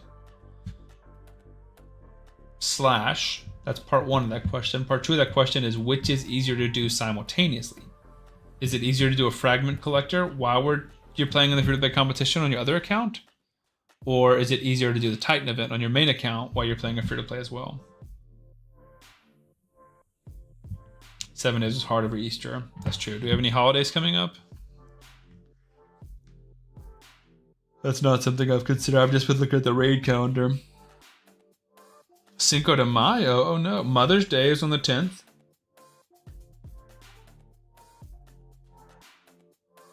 So there's a decent chance, like if we started on Monday next week, then that would be right before we ended. But that's really it. We would definitely be done before Memorial Day. That'll be in the middle of the next fusion, if not the end of the next fusion. How about first one to reach Marius? Yeah, that's crazy. That's funny. I think 14-day no referrals, no holidays would be easy enough to commit to.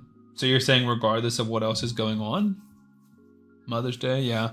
So then for us to start before, or to end before Mother's Day, we would need to end on the 9th, which would be starting this Saturday, which is 2 days into the Titan event. And that's also still during the Mavara Heroes Path. Which, I've said this to Dawn, and I think I'll say this to everybody. Of the 3 big ticket items available, Embrace Soul, Fusion Token, Mavara Soul ranks 3 to me. It is Embrace Soul number 1, Fusion Token number 2, Mavara Soul number 3. Not overly fussed with Mavara stuff. Yeah, I think that's good. I vote start after the short event is over so we can still cash in on some rewards. That's a good point too, Jordan. Ooh, this might wreck us a little bit. Okay, it's not too bad. We need Hellcat to pop that shield up. I think you gotta do it. It will always overlap something, I agree. Wither or Manaya, bro? Neither. Guru. So again, it seems like maybe you're new here. This is my best start in raid document. And these are all the login champions ranked. This is our updated one, which is not necessarily finalized, but is my current emotional opinion at the moment. I have Wither ranked 7th out of all the options. Manaya ranked 9th out of all the options. Why not wait until halfway through Titan? So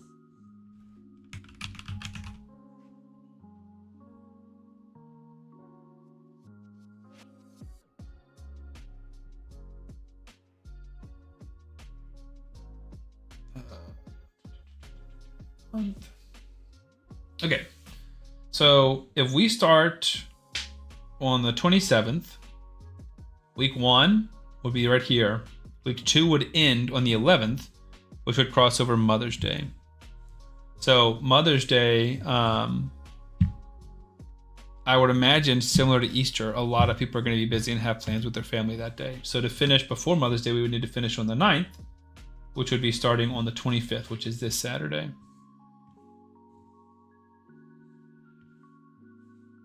But I'm not doing it, so it's my 2 cents. Halfway through Titan will end up being some kind of huge points event. Yeah, you never know. What about starting with the new login champion?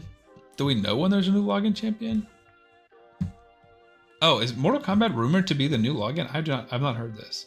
Again, guys, I have not been watching a lot of YouTube. I'm making a lot of YouTube, but I have not been watching much at all. If you guys hear this news, DM me. Let me know, because I am not up to date. I used to watch all the raid stuff. I used to watch a ton of YouTube videos, or listen, really, to a ton of YouTube videos to and from the office when I was commuting in Atlanta, but I'm not commuting anymore. I work from home. And I just have so many different things I'm doing now. I just don't get it. It's not confirmed, okay? We all get Shaman as God intended. The nice part about Shaman, low-key, I mean, I guess right now you're getting Ezio. Or no, you're not getting Ezio, that's done. Is you get lifesteal gear, dude. And you get the guaranteed good lifesteal pieces like speed boots and crit rate. Like, sometimes it's such a struggle when you get bad lifesteal stuff. It's just speculation, okay?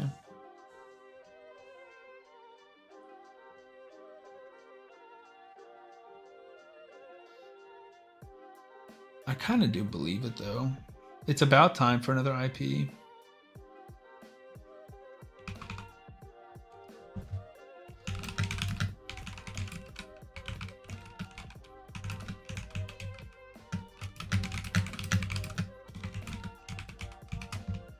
I don't know enough about Mortal Kombat, honestly. Only played it a little bit. We could wait to a new login champ, shouldn't be long, then halfway through everyone has a Lego. So do you really want us to wait, dude? That's why we're down here. We can put it to a poll in the community. We won't do a poll tonight, we'll do a poll in the Discord, so everyone who can possibly contend. The scratch, LOL, he caused this, that's funny. Let's see, one. You get lifesteal from the Rector Path thingy, though. Yes. But you don't get the guaranteed set. So right now, if you log into a new account, you'll get like crit rate gloves and speed boots and like the actual exact same pieces every single time with the same subsets, I believe. Versus like Vulcan, when he does his accounts, he has people in the community start like 10 accounts for him and picks the best random lifesteal pieces from the Rector Path, which just adds more variability and annoyance.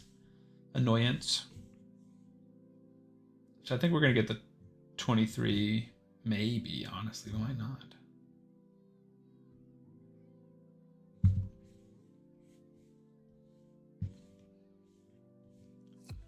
Recently found out about the Platinum Raid card. Platinum card, thinking about getting it for the Sparring Pit buff, but still have a week on my current standard one. Think it's worth upgrading now, or should I wait until my current one? If you're going to upgrade, I would wait till it expires. I think it is for people who are going to be like very resource efficient in their game. And if you are, and you're one of those people, that's fantastic. If not, I don't think it's for you. I think it'll be wasted. Please don't die. Frick. We're cooked.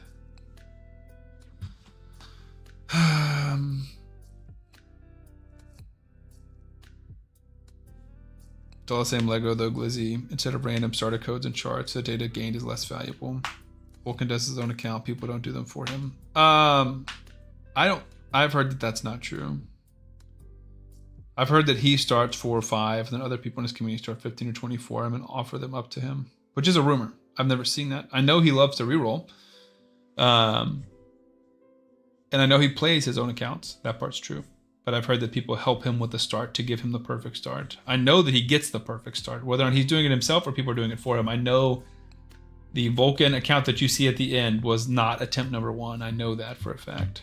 That has been verified by 20 or 30 different people. I wonder why they don't just give guaranteed stat artifacts on Lego login champs, guaranteed, considering half the pieces are useless. I agree. I've always thought that that was weird.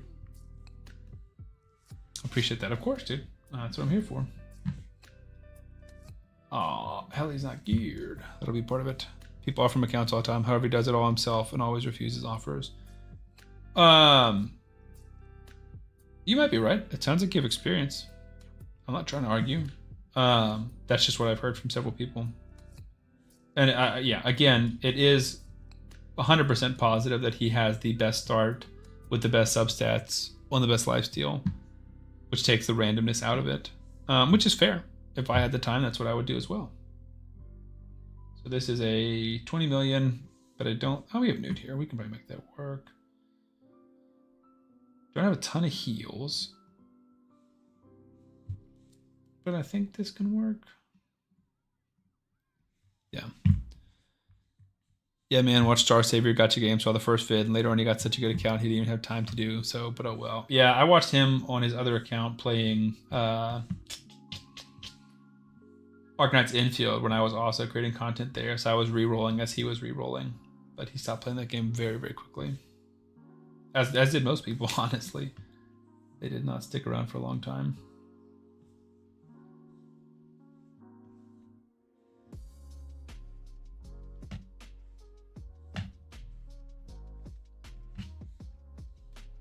Yeah, Star Savior seems to be one of the better gacha games. I think Cobbs had a lot of success covering that game.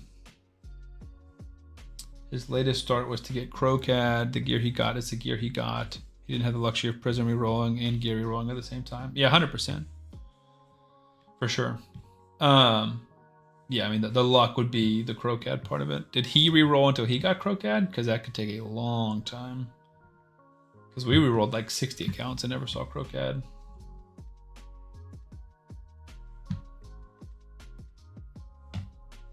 Yeah, but it's dying now, not so good now. That's frustrating. I think that's why. So obviously I work for or with ePire, and they gave me a editor to edit my Star Wars channel, which is super nice because that takes so much time off my plate. And I think the reason they're still supporting me is because I'm not burnt out of the game like some of the other content creators are that are playing Star Savior and other games, but also that game is not dying. Like we know that game is good to stick around. Do we need increased resistance? I feel like we just have enough buffs that we just don't need more resistance. I just want to auto this and see what happens.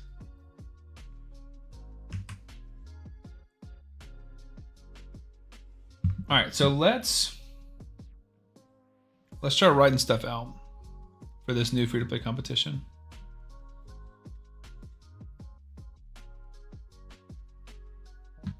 Right.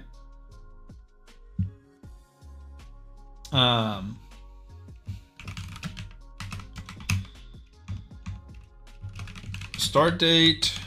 I guess we'll write options. If I could type.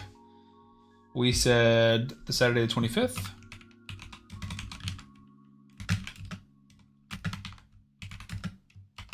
Ends right before Mother's Day. Type in the chat if you have other suggestions. If we want to wait till halfway through the event, maybe we're looking at like the 4th. I mean, the event goes for a long time. Did we see what the end date was? No, it goes till the 6th. So maybe like the 29th, a week from today, we could start on stream.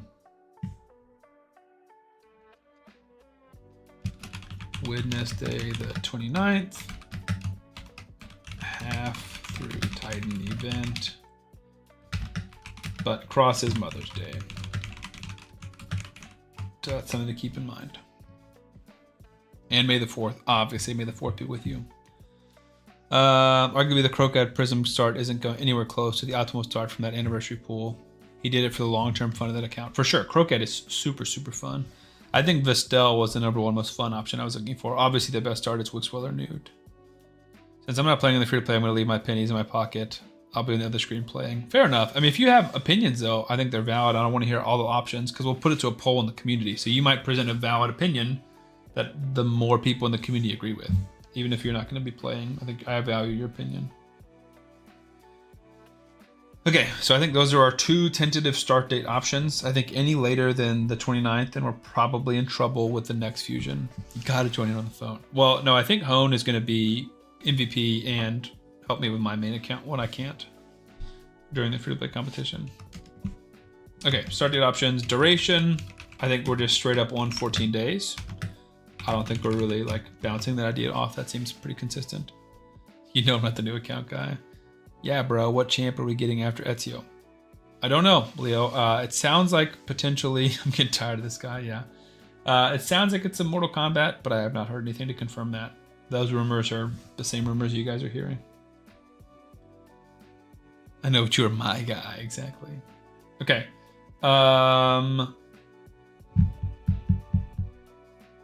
Okay, the next is number of competitors that we need to discuss. I can't see. So option number 1 is to double it. 24 competitors, which is 2 per team. Option number 2. We're just going to write 2, get rid of the number sign. 60 competitors, 5 per team. Option number 3.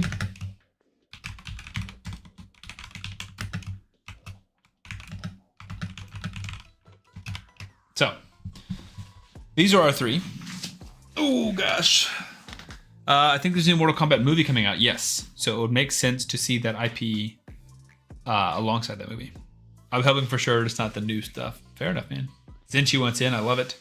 What is the competition? So the competition will be similar to what we did. We're just going to expand it a little bit more. So again, using Claude to help me build a scoreboard, we're going to have individualized scorecards. They have rules. We can do that. Several people said no referral accounts, and I'm down for that. It's just excess grinding. How long will it be for, Gilfred? Great question. Duration, 14 days. So I want to hear you guys' feedback now, but we can also vote in the Discord because I want everyone who's going to be a part of the competition to have a chance to vote. And I'll post a YouTube video about it once we kind of narrow it down.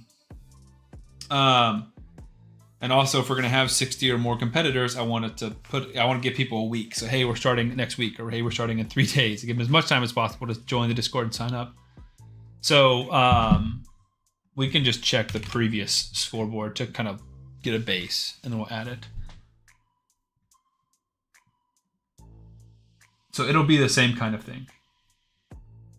It will be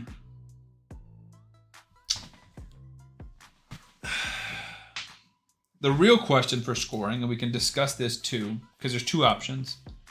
One is we can do a strict team score, or a strict individual score, or a team and individual winner. So what that would look like is, if we're doing the 2-person per team strategy, last time we had 12, this time we have 24. If I'm Team Bambus and I have the second best clan boss key, then you would see clan boss, team 2 would be Team Bambus - Sam.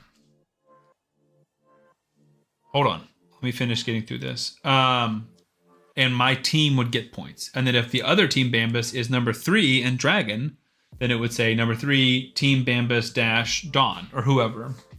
And then that would be points for my team. And then we can have, so that would be the team scoring. Individual scoring would just be Team Sam the Raid Man, Team Don Puritoni, Team Glizzy Goblin, whatever it is.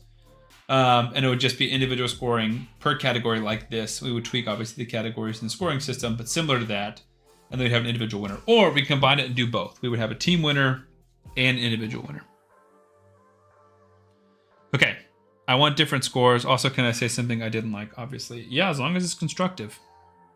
You want different scores. We can adjust the scoring. I don't think we're going to completely ditch this scoring system, because I think there's still some of the context we're trying to gather here is how good is each champion or each promo code, each link code. I will say the promo codes are getting complicated. Or the prize is that would affect my opinion on scoring. Probably not. Maybe one day. Maybe we could be nice and give away some merch or something, but in general, no. Lizzie's mad that every stream wasn't in full hot dog mode. Yeah. It's a hassle. And not comfortable. I didn't like that if someone had an example of 120 clear time on stage 13, another had a 545 clear time on stage 14, and stage 14 took the win, where I could do 5 stage 13 runs at the same time as that 14. Rebel Chi-Chi's here. Hello, everyone. Do both. Okay. So yeah, we can let's add this to the document, right? I think the best way to handle scoring is a more less of a ranking and more of a point system for accomplishing something. So like, I'm trying to think of how to do this without just like building it out, but I think I might just build it out.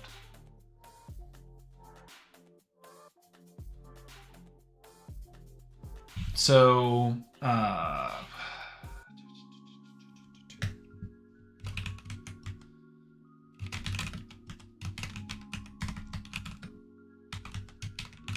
So I'm thinking something like this. So clan boss.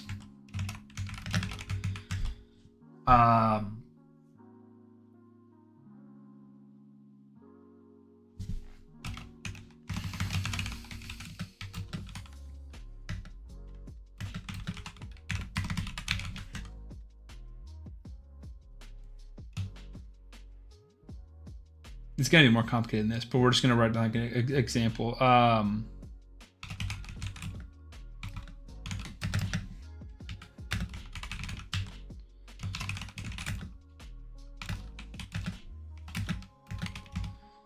So it would be more about, I can't type and think at the same time.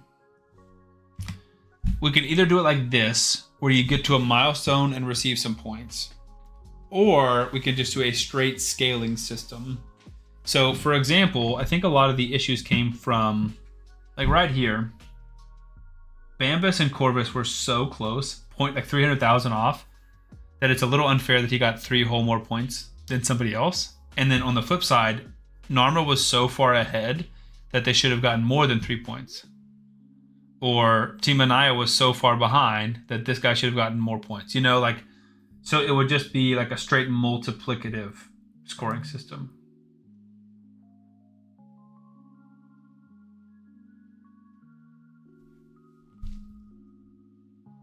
I would say a 3-person team with both individual and team scores.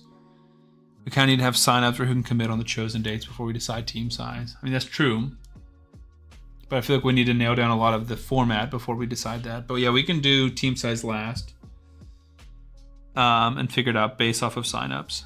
So if 100 people sign up, then we can do unlimited. If you know 40 people sign up, then we can do 4 per team or whatever it is. What was Dragon scores?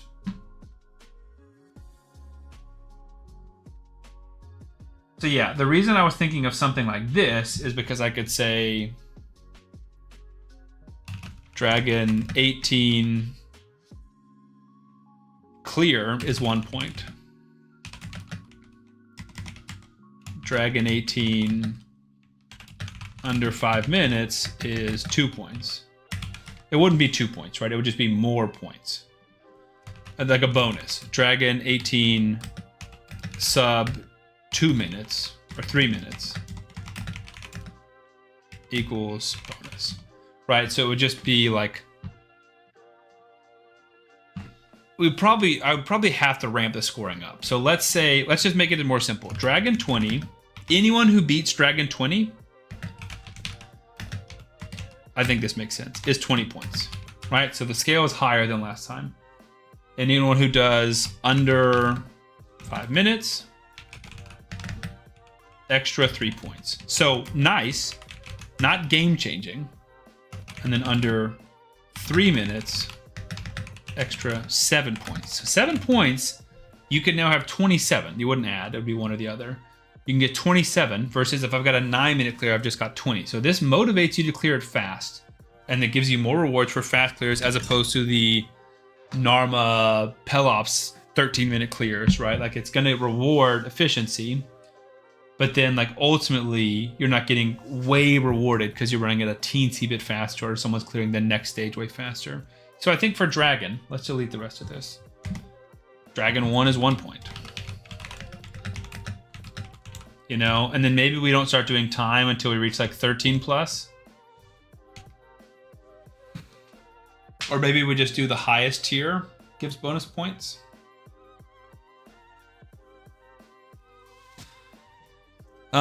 Spin the wheel to pick the referral account and the team members that will use those accounts. Wait, the referral account? I thought we said we're not doing referrals.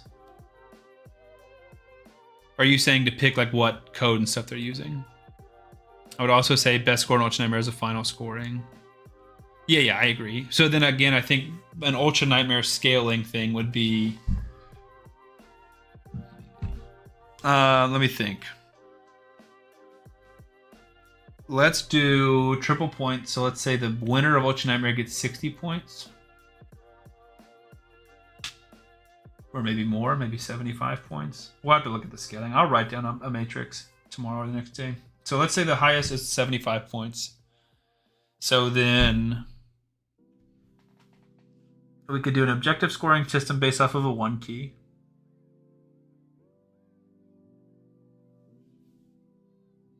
So we could just do a point per million. So a point per million, this is just bouncing ideas off. So a point per million would be if I finish 2 weeks in, Team Karato, gosh, I hope not. I might restart if I get Team Karato again. Team Karato gets 13 million on Ultra Nightmare after 2 weeks. That's 13 points for Sam, right? And then Team Norma gets 81 million. That's 81 points for Team Norma. We could do that, and we could also potentially do bonuses for like top 5 or something like that. I'm rooting for you to get Karato. I really might restart the challenge. I might spin me first, and if we get Karato, I'm just going to spin again. I'm not doing that again.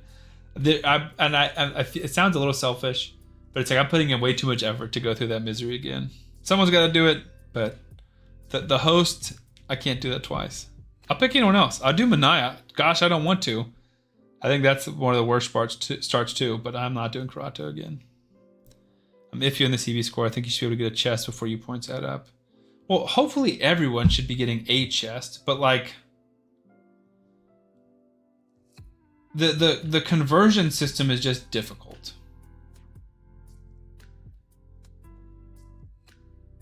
So what if they, like, are you saying they need to 4-key it? They have to be able to get 17 million in one run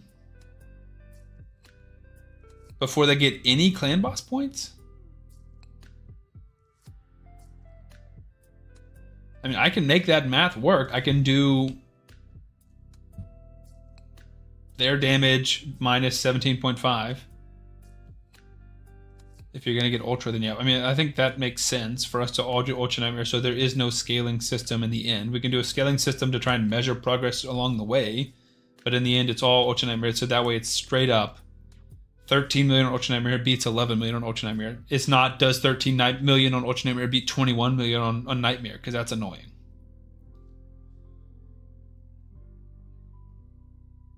A simple way to do it would be, basically, why would you push? Okay, all right. So then let's. What about this idea? What about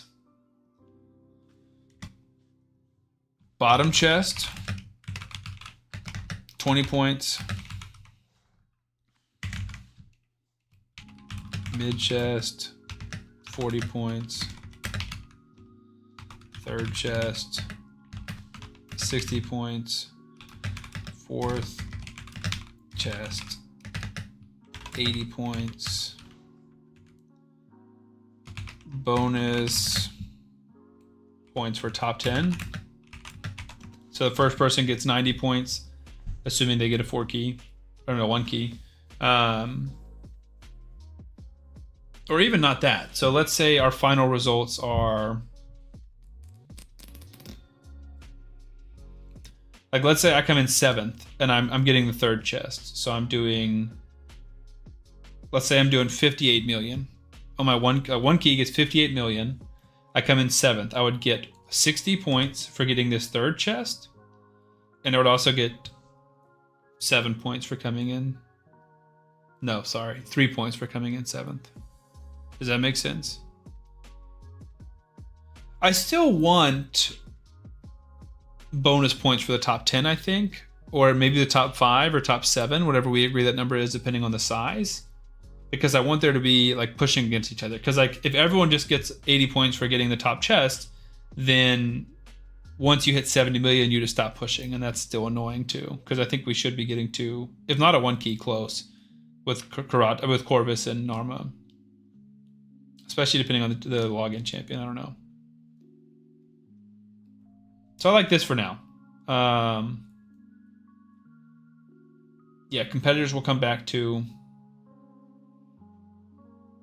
Top 5 would be dope. Okay.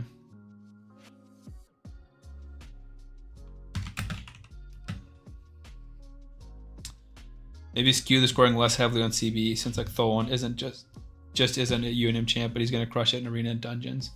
Yeah, we can adjust the scaling, but ultimately top 7 will be reasonable. Yeah, so the only reason I'd want to do more than 7, like I'd want to do 10, is if we're doing from like an individual standpoint.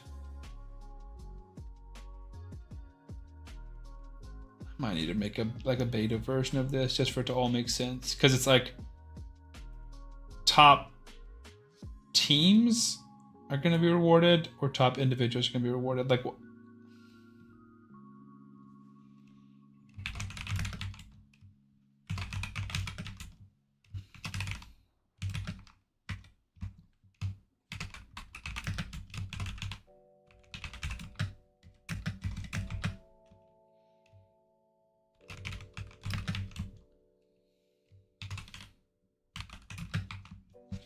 so if these are our top results, right? We got 84 and 79 and 82. Wait, that's not right. 72, 65, 62, 61, 58. So if this is our result, these are obviously in millions. Narma's going to get, according to this scoring system, 80 points plus whatever for the top. Now, does Narma 2 get points and they're also adding that to the team? So Narma's getting double points added to her team? Or would Narma only get this result added to the team and both of them would get these results added to their individual scoring system? Right? Because that's complicated. If we have an individual winner and a team winner. Let's count which champs we know realistically will crush CB, then that should be the cutoff. How many do we think are crushing CB? Corvis, Narma. Who else? Venomage is great at CB. That's kind of it, right? Like LNR was good at CB, but ask my guard, he definitely didn't crush it. Like, who do you think crushed his CB?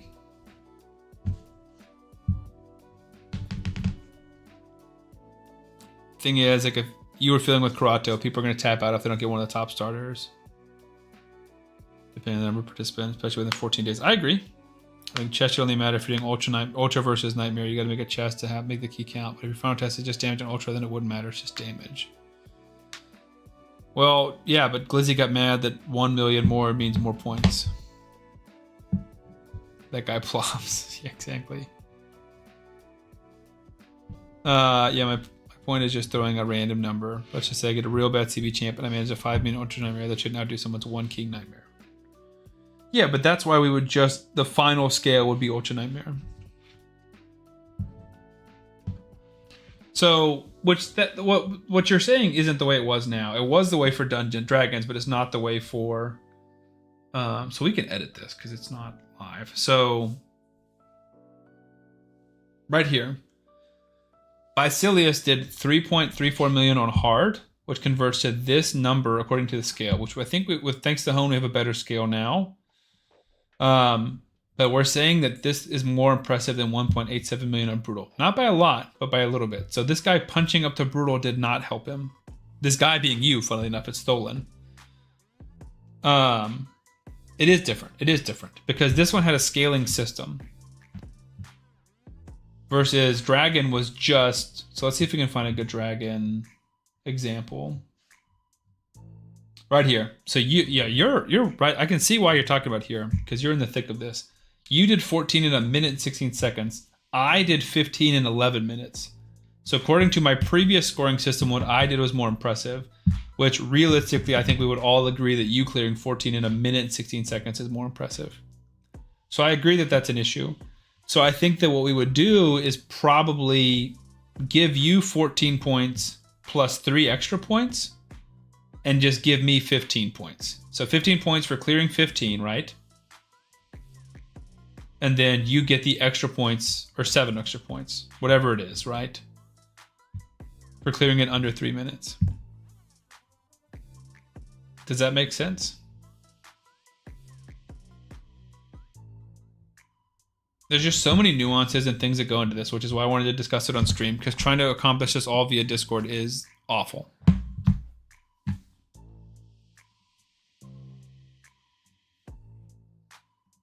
Makes perfect sense. I like it. For scoring, maybe average the team members and drop the worst score on each team. Yeah, the only downside of that, with like 2 people, I'd be kind of okay with that. my hope with having this is ultimately, like, let's say we have 3 people per team. Ultimately, the number 1 Bambus should be a good reflection of how good Bambus is, and the number 1 Elenaro should be a good reflection of how good or bad Elenaro is. And kind of dropping off the worst scores would hopefully be dropping off the more irrelevant ones. Now, there is an argument to be made for the opposite, kind of like you're saying, which would be the number 1 Corvus is a sweat, and the number 1 Karato didn't log off the game. You know, like, I get that. Or the number 1 Eleanor or Basilius had crazy shard luck. Like, I get that. I like that. Yeah, being 100 honest, dragon kind of heavy tripping. That's totally fair, dude. I get that. And that we've said that. This is version 1. Right now, this is version, we're working on now is version 2. Trying to make it better. But we got to have these discussions if we're trying to figure out how to make it better. Because saying that this is wrong is fine, but we got to figure out what's the solution. So, I guess let's start writing down areas that we want to score. Let's do it this way. We can just add a ton of tabs.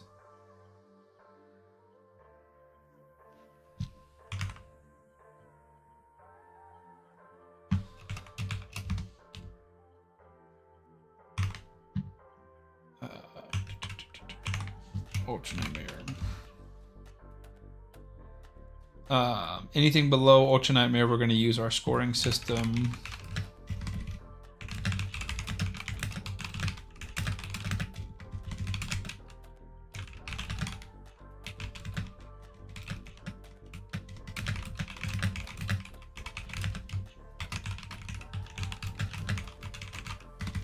So I think in the meantime, before we get to Ultra Nightmare and everyone submitted a key on Ultra Nightmare, we're going to have a scoring system based off of Hone's calculations when he ran the same team against all the difficulties. So it'll be similar to this until we get to Ultra Nightmare, and then Ultra Nightmare I think it's going to get a little bit easier. Almost got the oranges out. After clarifying my misunderstanding on CB, the dungeon system was my only complaint. Gotcha. Okay. So I guess we can do a poll here. Should CB be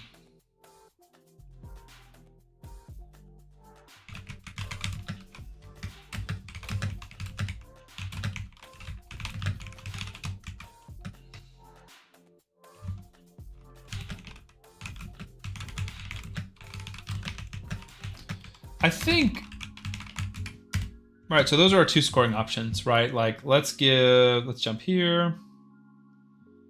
Nope. I hate when it does this. It's the stupid taskbar that doesn't want to stay silent. It's supposed to hide, and it doesn't. I have this issue all the time. Go away. It's not going away.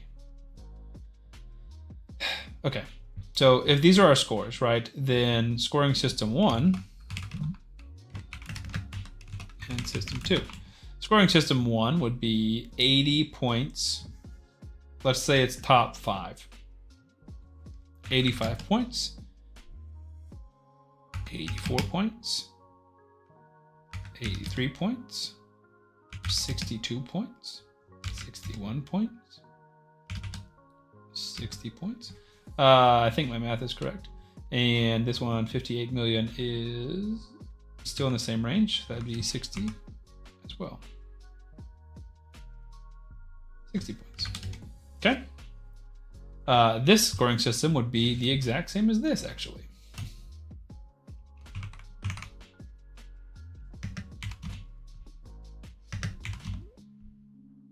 Honestly, we can just do it like this.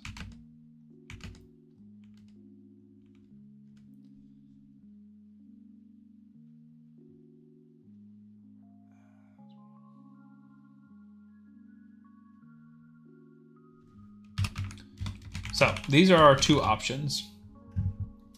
I think this one makes the most sense. All right, let me catch back up. Don't pull a Lakari. I don't know who that is. I'm back. Your damage scaling I agree with Glizzy, and they only count towards the next CB if you get a chest. At least kind of agree. Okay. Can I make one suggestion for CB? Sure. So, of these 2 systems, what do you guys think? Okay, so like Brutal is worth 20, Nightmare 30, Ultra Nightmare 40. But you can only score at that tier if you can obtain a chest. Yeah, it would have to be a 1 key to get a chest for any run to count, I guess.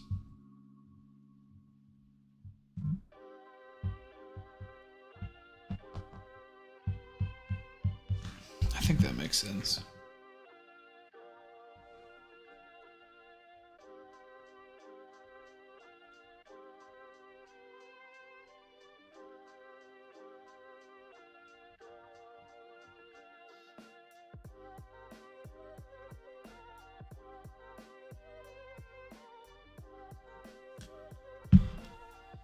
I don't think 1 key even, but if you can't get the chest, you didn't beat CB. But yeah, but it's like...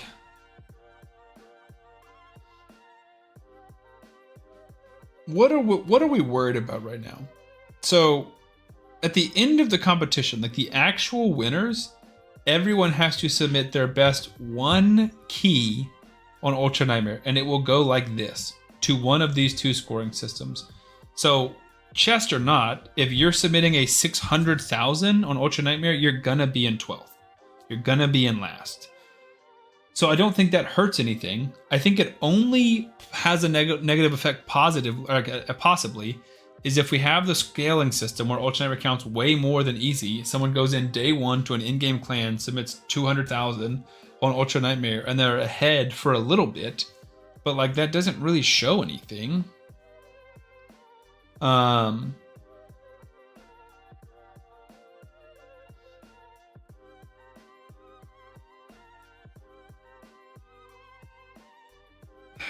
Like it's only like a status update during it.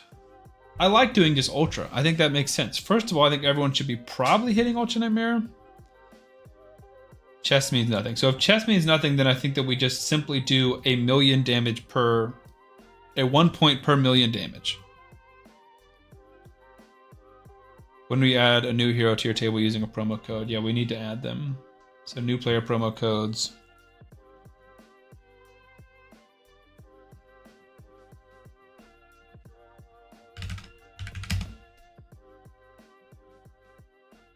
I'm curious if I do this, if I don't do it correctly. No, I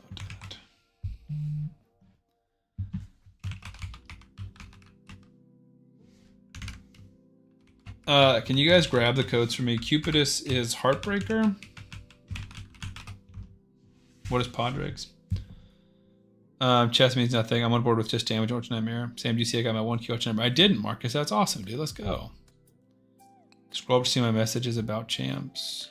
14 days is longer, so I say pull, let's say 2 good CB champs. I think our champ we're highlighting mandatory has to be in the final CB team, even if it's Krato. I agree with that. I like that.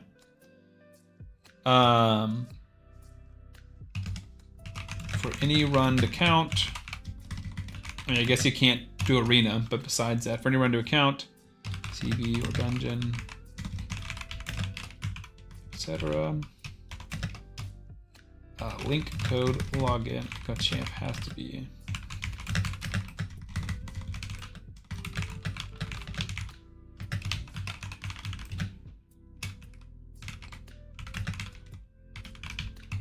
Yeah, I like that rule. Ooh, undead incoming. Wrath. What do you mean wrath? Oh, and this would also include...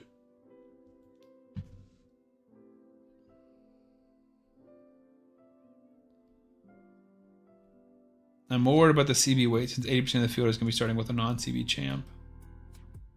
Potentially they should have better gear from farming. Sherbet with Narma with Perception starter gear, still going to outdamage. Wrath Matab and Perfect Toxic gear. Yeah. So I guess that's a good discussion to have too.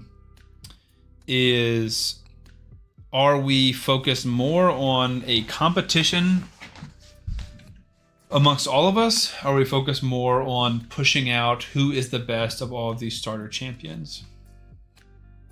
NSD ready with a party of 17. Let's go, NSD. What is up, my man? You guys are here just in time to... We're planning our next free-to-play competition. What's up, my man? How was your stream? Galathier, Raphael, Donnie, Mikey, and Glysad is almost making turn 50. It hit for 90 million each time. Weird, I didn't expect it to so well. Dude, the turtles together are awesome, man. Galathier's amazing. 3 turtles, and Glysad is sneaky good too, man. I use Glysad in my Chimera team. But yeah, Don, I agree, because I think that Clan Boss is the most important area in the game, so it should be scaled the highest. Like, that's part of it. But then at the same time, if it's just a free-to-play competition, then maybe it should be scaled more, but not 3 times as much. And we dial back the scaling system a little bit. I think that's fair. Cardiel, Toshiro, Chris, Siffy.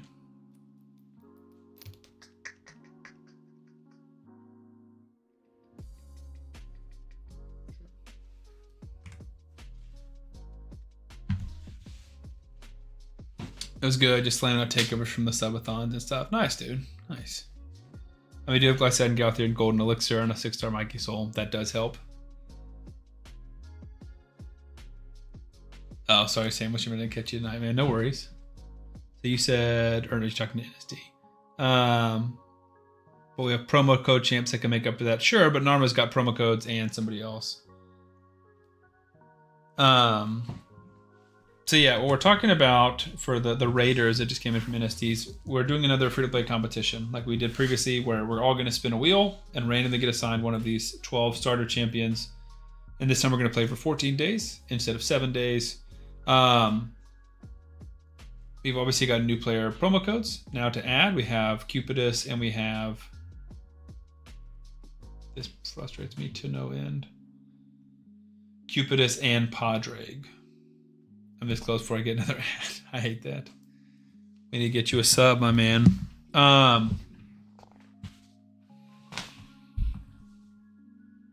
Which looks like most people dip. We're back to 15. Oh, Wrath for Padre. Gotcha. Thank you. I was wondering what the Wrath message was, but now I'm with you. Hone gifted a tier 1 sub to Gilfrad. Let's go, dude. Thank you. Gil, a little gift you a sub. Nice.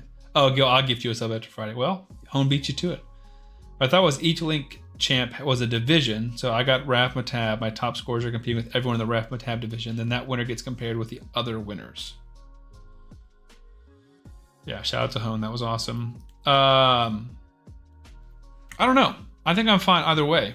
So should all of the Raph Matab... Yeah, no worries, dude. Thanks for hanging. Thanks for the raid. I appreciate it. Hang on, Don's onto something. Just helping Glizzy out. So you have a division comp, a champ, and then an overall champ. So are we now going to have 3 winners? A team champ, so Team Corvis wins, or Team Normal wins. An individual champ, so Don wins, or whoever wins. And a 12 division champs?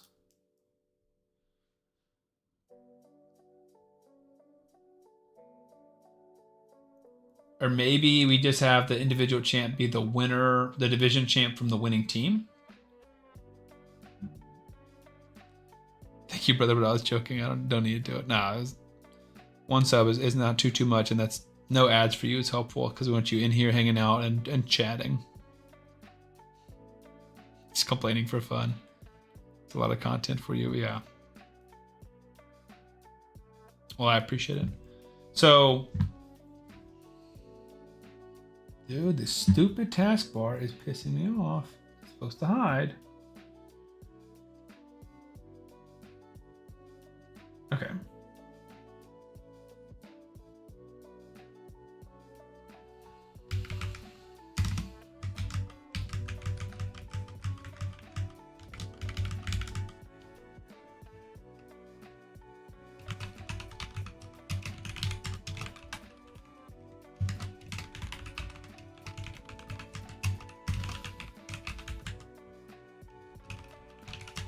So whatever, right? So then inside of each team, let's say we have 3.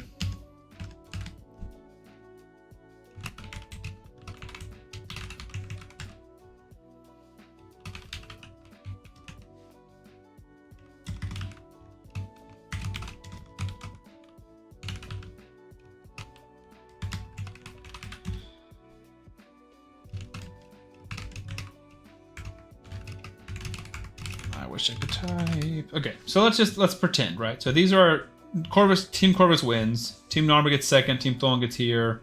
Rafatab finishes in 10th.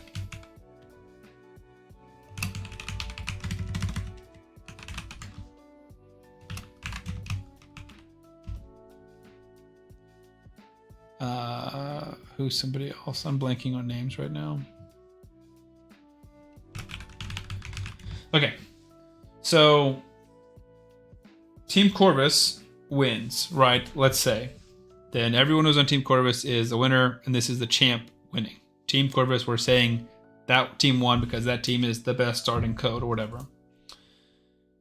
Sam, or whoever this one wins Team Corvis, or the number one team. So the division champion, each team's gonna have a division champion. So it's Gilfred, it's A, it's Dawn, it's whoever. The division champion from the number one team would be the winner, or do we have a separate scoreboard? I think that scoring wise, it would be nice to just have a team scoreboard.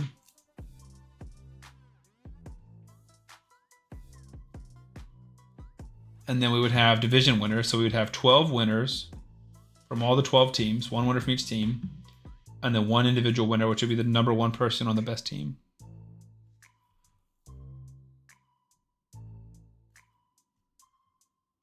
Glizzy, let me know if you need anything. I owe you. Yeah, I heard Glizzy was very generous to you. They give each champ's winner and then overall Super Bowl winner. So would the Super Bowl winner be the best performing champion, or the best player from the number one team? Don't worry, I will. I'm pretty content this moment with a CD made me. Wait, Sam. I just did. Chat. Okay. That way you can see all the best Raf and top players, so nowhere close to the best normal player in scores. Okay. Do a division category, then you can make a video on why first place Rafs do better than last and compare the teams. That way you're showing why teams do better. I will say for the divisions, if done that way, it could be ideal to either have everyone in that division have different code champs or the same code champ. AFK for a few. This would be so much easier in a call. Sure, it would be easier in a call, but it's also easier with a ton of people.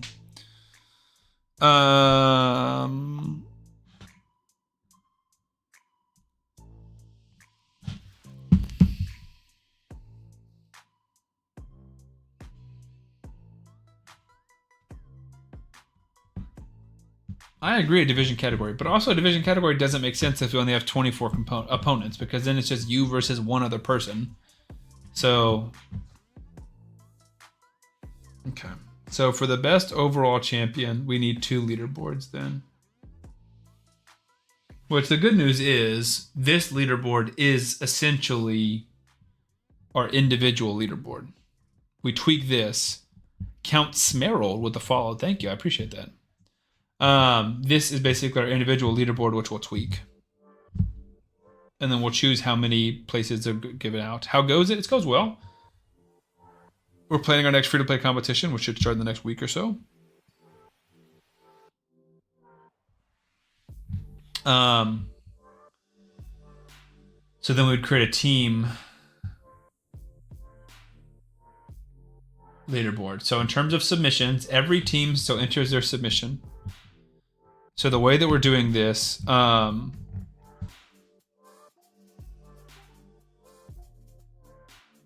yeah, could do top 6 codes and teams of 3. I agree.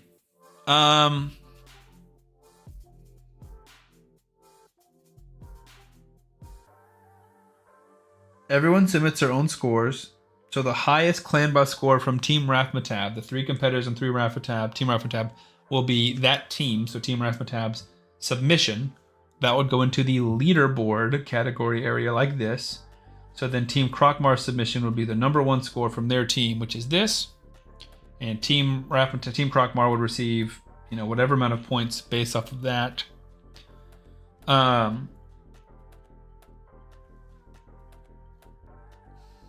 can come up with an example of this, I think, in less than 24 hours. Because it's just so difficult to describe. But yes, I think that's possible. It's just going to be a lot of work for me to set up, but I think it's doable. Okay. Well, sure, this all goes back to the original point of when you know the overall number of players, you can do 2 full weeks. Yeah, you already read that. That's correct. That would be great. For example, Team 1, Raf Matab, Team 2, Raf Right. What? Gives you 12 extra videos where you can compare Team 1 to Team 2, saying what you would have done different or why Team 1 succeeded more. Oh, it's content gold. Yeah, that could be interesting. I think maybe if we have 5 teams, that's doable, but it's like if we compare Team 1 and Team 2, it might be very similar, or it might be that Team 1 just didn't play as much, or Team 2 didn't just play as much, or Team 1 got very lucky with a shard pool. But I agree. Also, as much as I love making content, I have about 45 videos to make. Because I want to make a video on every Fusion champion. Or at least starting with sleeper ones. Can we do 11? Oh, we can. Let's go.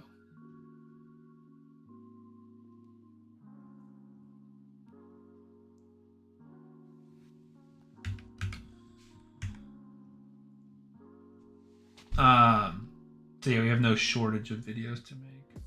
I didn't do. Very surprising. If this is really a team competition, the scores for each team need to be aggregate. Why? Why does it need to be aggregate? Why can it not be the best representative from them? I'm so bummed Maria vid didn't pop off. Yeah. So the only like upside of that is champion specific videos typically last a while, because not a lot of people are making Maria content, so there's a good chance that I will be the most recent Maria video for a long time. So let's say that player Billy Bob pulls a Maria in a month and he searches for Maria on YouTube, he's more likely to see my video versus the video that I made this morning about the Titan event. In 2 weeks, no one's going to watch that video. It is officially dead. No one on YouTube is watching it. It's not a team. Well, it's individual representatives from a team. So it'd be like the Olympics and I'm a track runner. I'm not, my scores are not affecting my teammates' scores, but the best runner from the USA has a chance to win Team USA gold.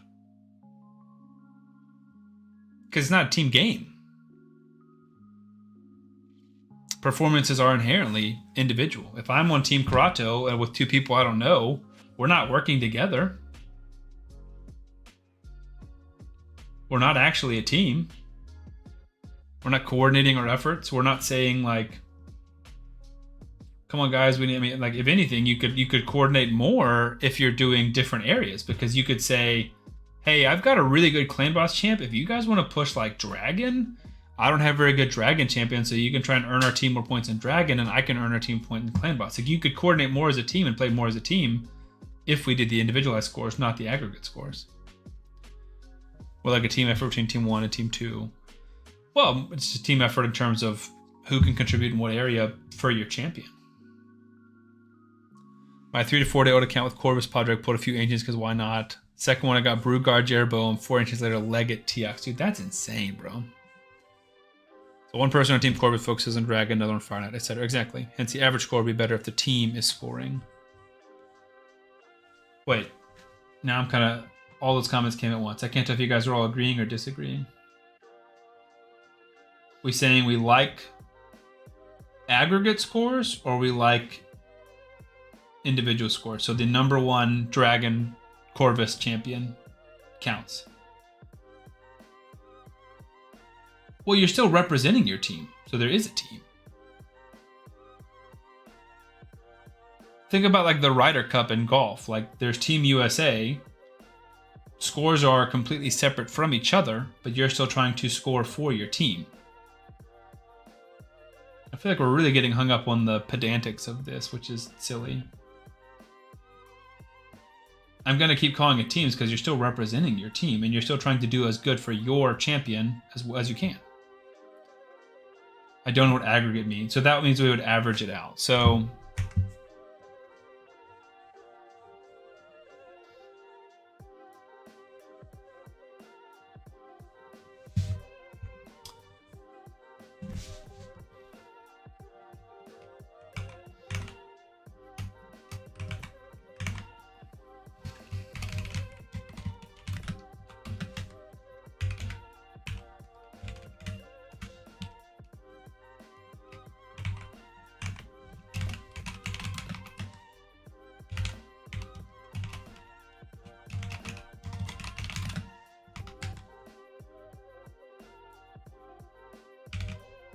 Okay, so You have 3 Narma opponents. 84 million, 72 million, 41 million. 3 Corvis teammates, 79 million, 68 million, 62 million. So the Narma aggregate would be the average of these 3. So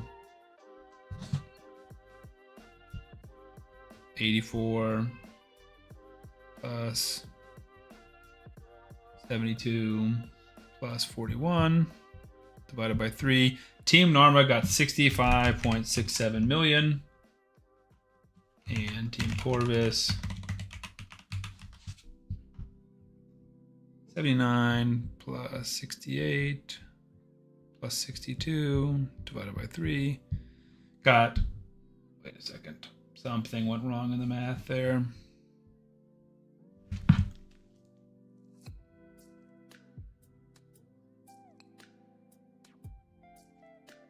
That's wrong.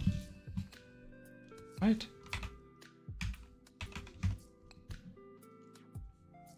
Oh, no, that is closer, because I wrote 62 million instead of 32 million, that's why. Oops.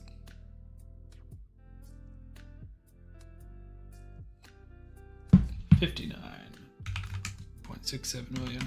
So, this outlier brings them down more, which is why I'm against the aggregates. Because if someone quits, or can't play, or gives up, then they're going to bring the rest of their team down. Versus this guy grinded and beat 2 of the Narmas and almost beat Narma 1. Like, he's in 2nd place overall in Clan Boss. I would think he should get 2nd place points.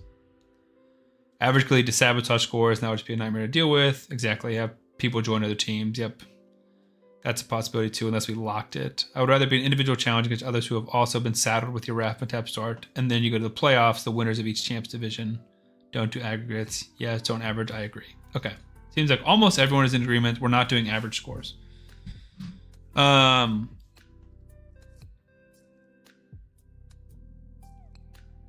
playoffs idea is interesting. We have bounced that around before. So what that would look like is a 1-week competition. And then whoever is ahead after 1 week advances. And the other teams would stop competing. That's the only part I don't love. So I said to drop the lowest score earlier. It just depends. Like, that's just so hard to say. I agree with that hypothetically, but that's just so hard to say, because if you have 3 opponents, that's difficult, or 2 opponents, that's difficult. If you have 5 opponents, I 100% agree. Dropping the bottom score is there. I mean, I love average. Dang it, I'm out. I'm not doing it. That's hilarious. That's so funny, Hone.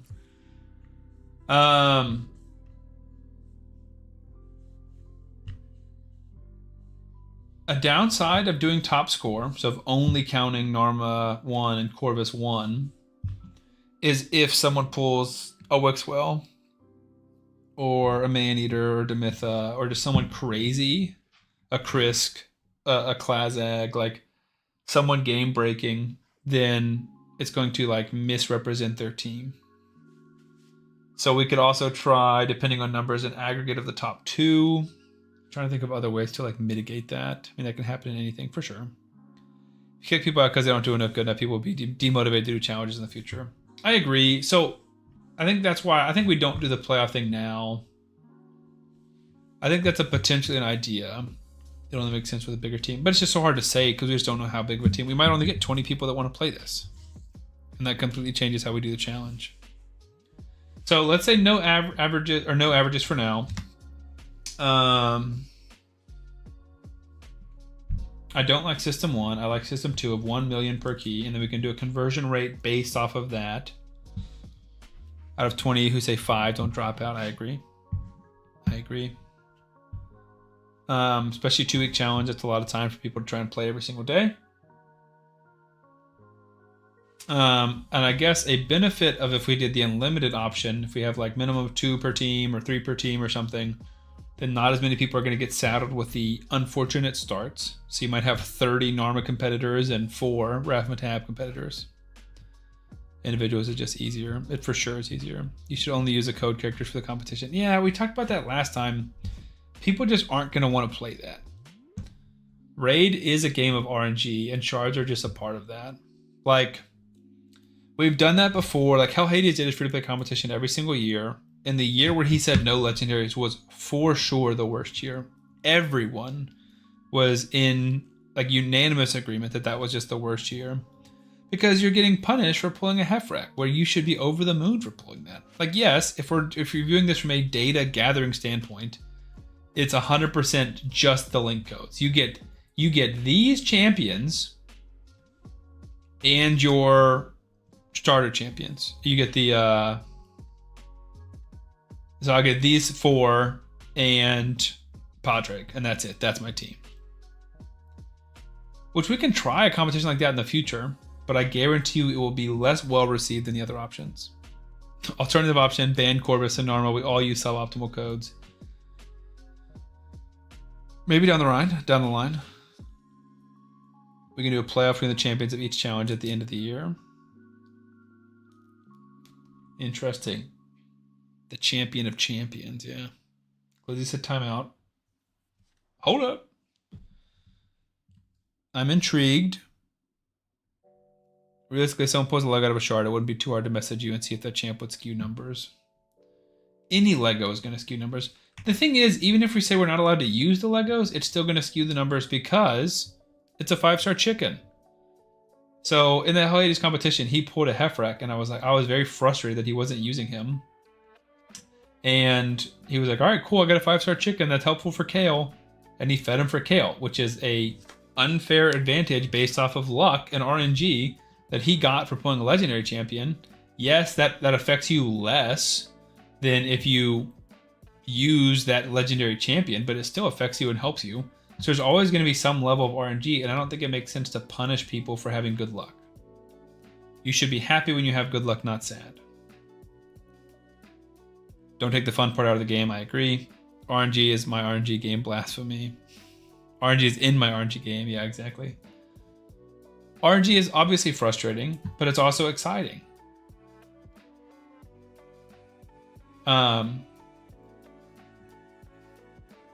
There is no perfect way to run a competition like this. I think we can all agree about that. RNG is how someone like Ravmatab, who gets Ravmatab, could climb to the top. I totally agree with that. Otherwise, it's very, very, very difficult and unlikely. I get what you're saying. In a perfect world, also in a perfect world, no one would cheat. In a perfect world, everyone has free time. In a perfect world, everyone gets speed boots. In a perfect world, nobody backs out of the competition. Not the world we live in. We live in a broken world. So we're just going to do the best that we can with the cards that we're dealt. And that's what the goal is today. I do think they should just message you. If someone pulls a Graz or a Python, competition's done. Maybe. You love those 2 champions, first of all. You thought we were going to let that slide. Those are not the 2 most game-breaking. Grazura's up there. Nowhere near the most game-breaking. The most game-breaking would be a mythical, but that's unlikely.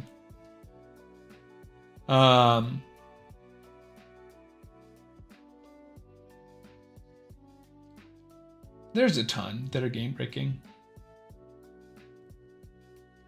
I don't, like, well, message me and say what? Like, what if you're in 3rd place? You're winning your team. This might kill me. Okay, not quite. You're in 3rd place. You're winning your team. You're in 3rd place overall. You pull a Cardiel.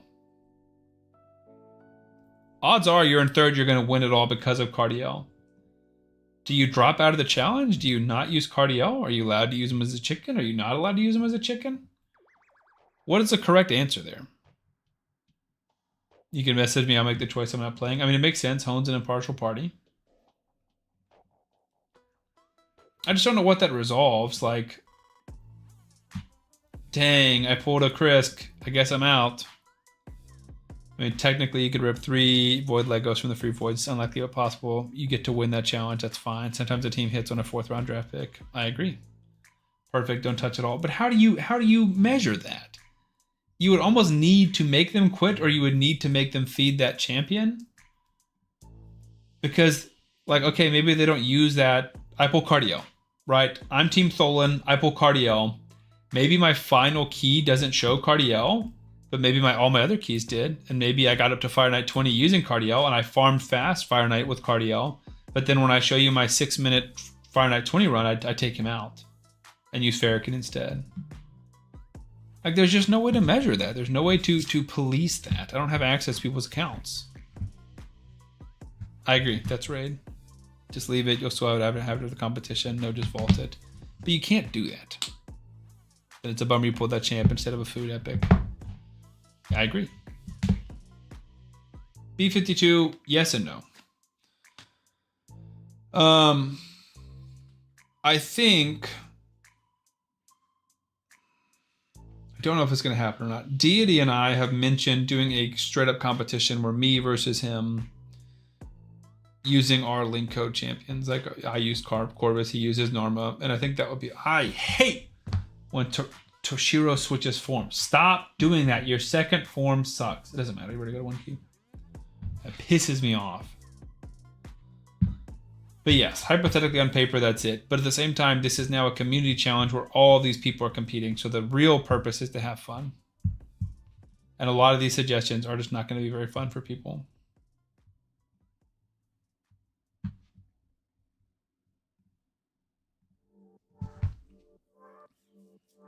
The only way I could see it working with banning champions would making a no Legos division where you use an epic champion code. But they get 5-star chickens if they pull Legos. They'll get like a 1x point booster if anybody uses Legos in their team. Yeah, but we're using Lego promo codes, like starter codes. Vaulted, if it's higher than level 1, it's been used at some point. Yeah, you could use it in Arena and Clan Boss still. But you couldn't use it in any dungeons or campaign. It's not going to kill anybody to hold their great pool for a week. Yeah, but it's hard to measure that, or to enforce that. All I'm saying is if I'm in first and someone pulls TX, I'm going to be pissed. Isn't that the whole fun of it, Glizzy? All right, you know what? We're not going to argue about this because we have more constructive things to talk about. We're adding this to the list. Pull.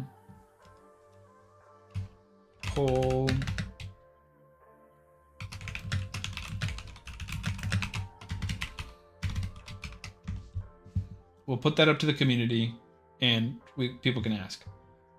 Wow, that was fast. Okay, so that one, oh, we have not fought this one. Okay.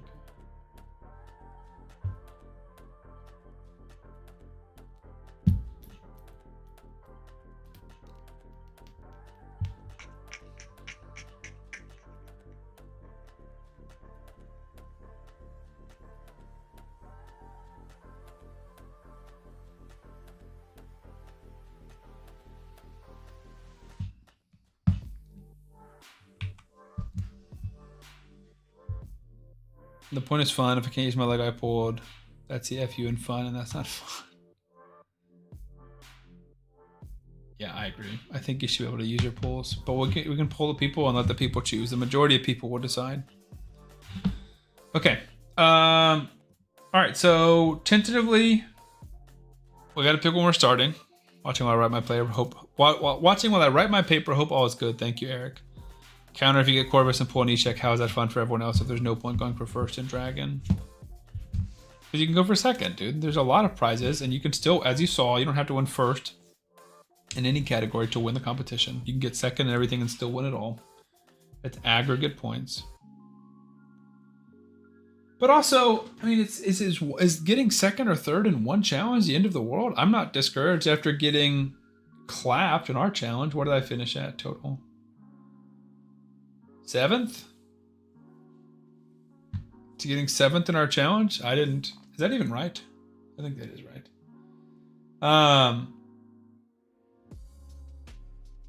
That doesn't make me like not want to do another one of these competitions. I had fun. I had bad luck and I had fun.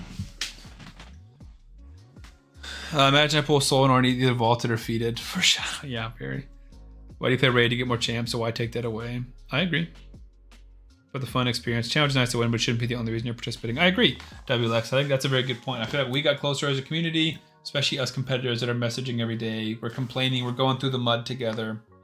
We're celebrating wins together. I feel like I was rooting for my opponents, not necessarily against them, even though I want to beat them. And I think that's the spirit of competition. So let's not focus too much on some of these negative things. Okay. So we have a poll for a number of competitors. I guess not even really a poll. I guess one question with number of competitors. Are we assigning everybody? Because we can do that on stream. Let's say we have 48 competitors. I can spin the wheel 48 times. I'm happy to do that.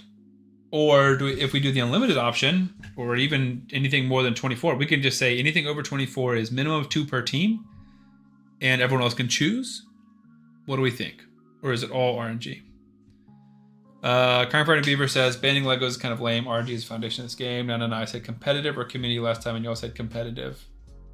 It's both. I'm not saying that you shouldn't be competing, but I'm saying that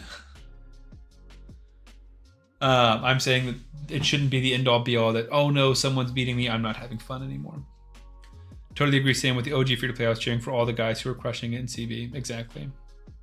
No, I said go Dawn. That's funny. Go Dawn, down with everyone else. Spin the wheel with a max number per team based on people in it and codes used. Yeah, so 60 competitors, spin the wheel. Once we get 5 Corvis, Corvis is out. You know, Sam. What do I know, Glizzy? Okay, so number of competitors is based on how many people sign up. This is not up for debate. This is a poll. We have 2 options for the poll. I think we're just good. We're taking this part out. CB is straight up scoring 1 per million with a system. Do ball is better and fun. Marbles, yeah.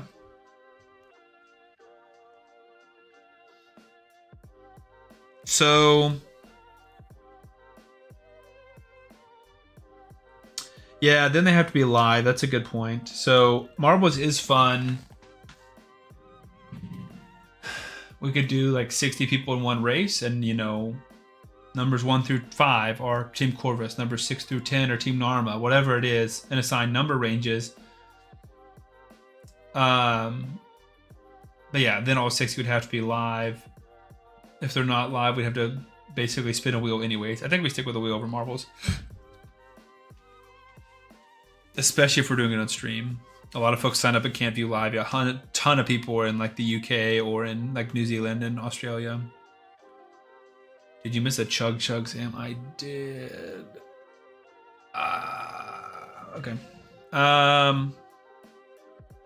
Would people in live be more likely to be committed to finishing? Yes, I agree. That's kind of like what we were talking about earlier. In a perfect world, everyone's live, everyone's hanging out, but that's just not realistic. Everyone cannot be on my live stream all the time.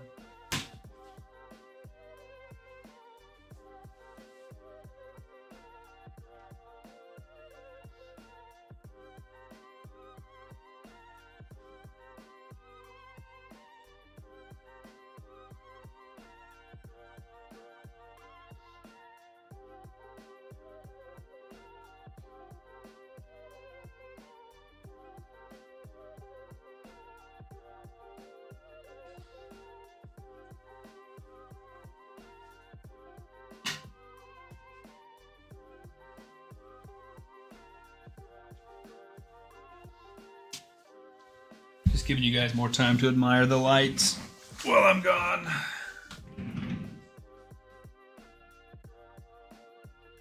Dang, I guess they're really not even completely in frame, are they? Like this one is.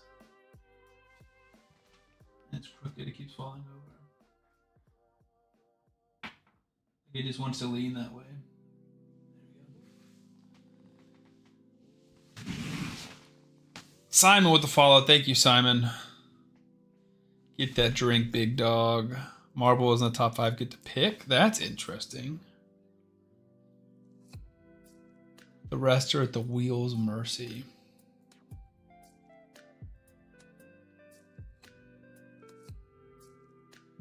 Why just top 5?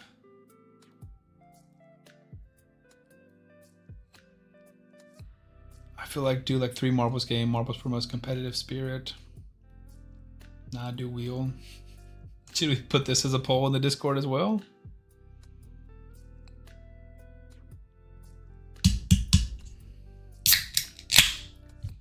If you die, you get the Fox Hunter. That's so funny. I really don't even know who I want least. I feel like Karato because I just got him, but I don't want Raph. I don't want Manaya. Honestly, I feel like my nightmare is Raph or, Karato, Raph, or Manaya. Like Elenaro is bad, but Celius is bad. But I feel like they're good enough in some areas that I would have fun with them. If you die, you get the Fox Hunter. Hoenn wants to say it so badly because he knows he's gonna die and he won't get punished for it this time because he's not playing.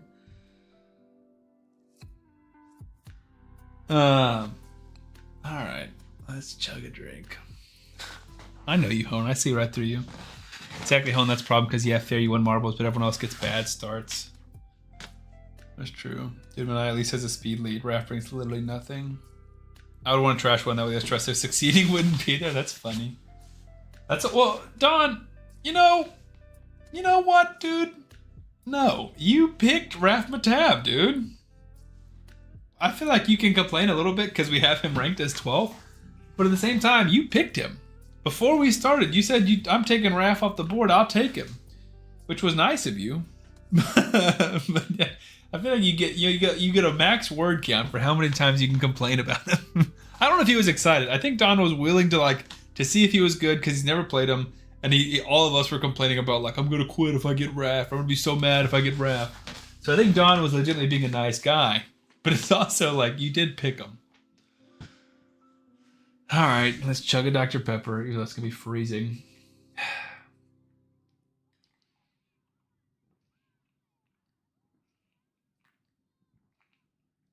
I'm way too cold.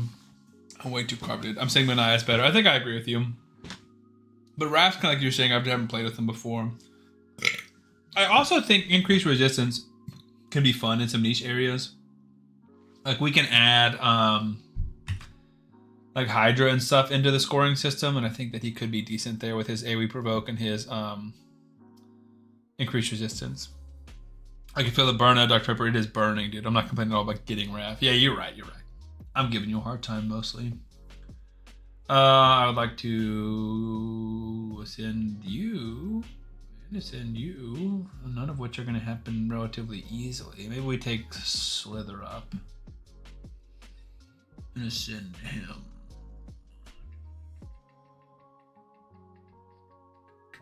Who are we feeding? Feed a Soul Drinker, feed a Rear Guard. Are you wearing gear? Oh, never mind. We don't need to feed anybody. We got chickens.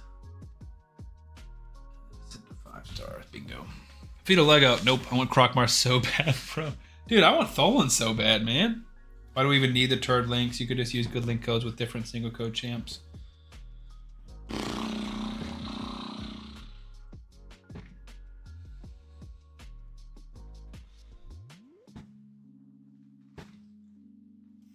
Just introduces more RNG. And I do love the idea of competing against other people with your turd links. Like, yes, I have Karato, but can I make the most of Karato? Yes, I have Manaya, but can I make Manaya work? Because I think part of the fun of that is you do find out like some champions are underrated in certain areas. So for example, Bambus is underrated in Arena. Timeout again. Dude, stop calling timeouts. You're wrecking my mojo. Alright, I'm not buying Force. When does Force open? Tomorrow? Friday. I can't wait that long.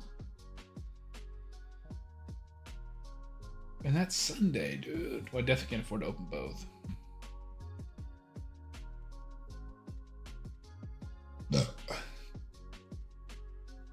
I miss Easter Sunday, but I played that account hard. I feel like I gave Raph his best chance at winning. I agree. All right.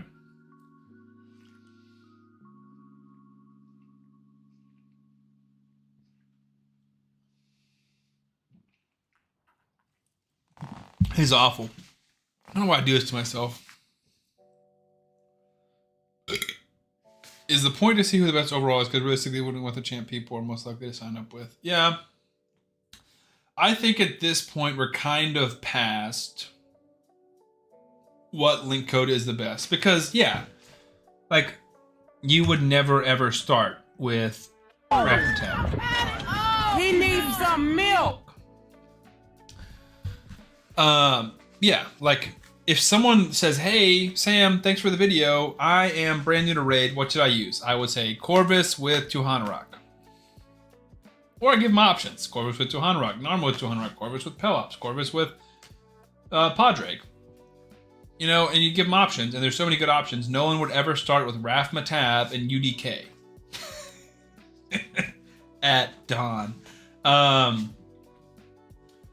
So yeah, I think that there is a point to maybe we make a challenge in the future where we just do the top 3 links. We do everyone's either Corvus, Narma, or Tholen. I feel seen. Everyone's either Corvis, Narm, or Thol, like the top 3. They can use any champion they want, or we can spin a wheel and make the promo code links random for them. But I think for now I want to test all 12 because I like seeing that where different champions excel in certain areas and who can make what work. Can you make Rafatab work in Hydra? Can you make Manaya work in the arena? Can you make Eleanor work in Dragon, you know, and just like see what you can do, especially with seeing them against each other. If we do this challenge with 36 people and it sucks, then we'll completely change the format. But I feel like the 12 teams was a relatively positive success last time, so we're going to tweak it instead of scrapping it. That makes sense? I do agree with what you're saying. I understand. And I think it's a valid point. But also, we're well into planning for this, so I don't want to just start it from scratch. How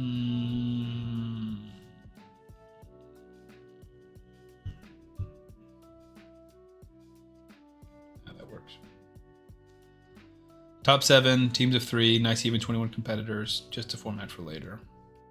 Yeah, I think that would be good. I mean, we'll just see. Because if we have 25 people, then we limit it to 21, and that makes sense. If we have 45 people, we limit it to 28 or 35, and we choose the 35 sounds nice.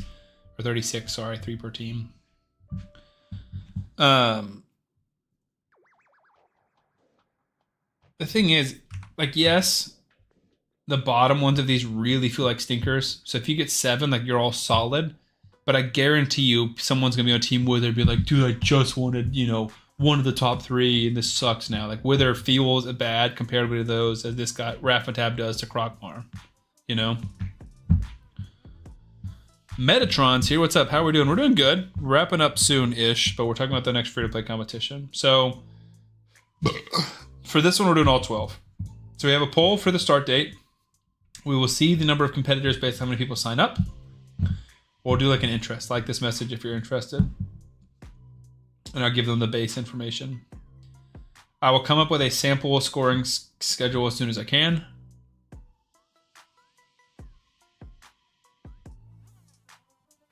The thing is, I guess I'm making a video tonight. In case we start on Saturday.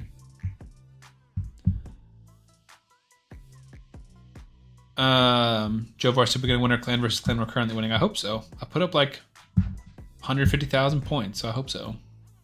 Can you see who votes what on a poll? I think so in Discord. I know I can in Twitch. Discord.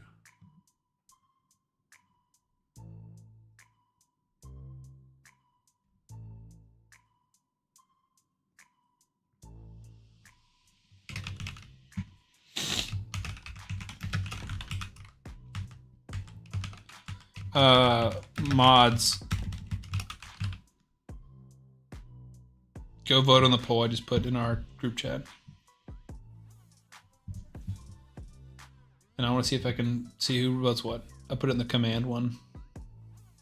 So Don, Gilfred, Glizzy, Hone. Would you be committed to a 2-week challenge? See who hits the yes option. Yep, yeah. So I'm going to give them the information. Like this message if you're interested in a 2-week challenge.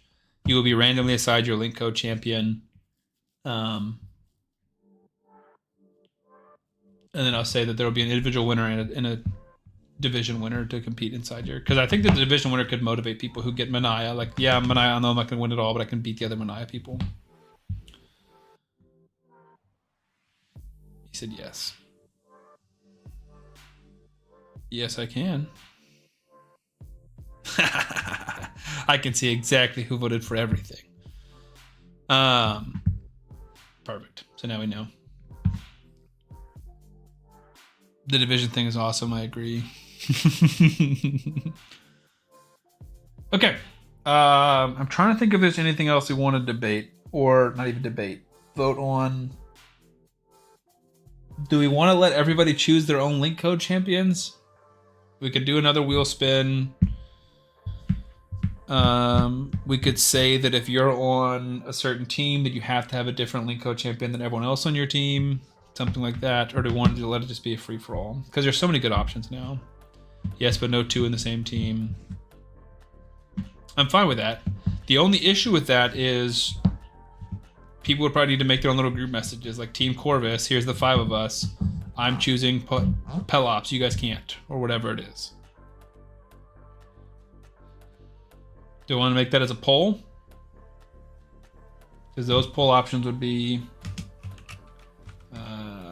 new player,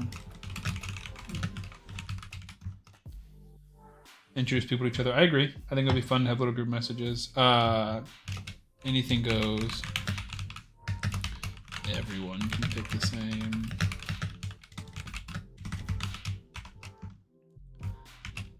Max 1 per team. 1 to hub.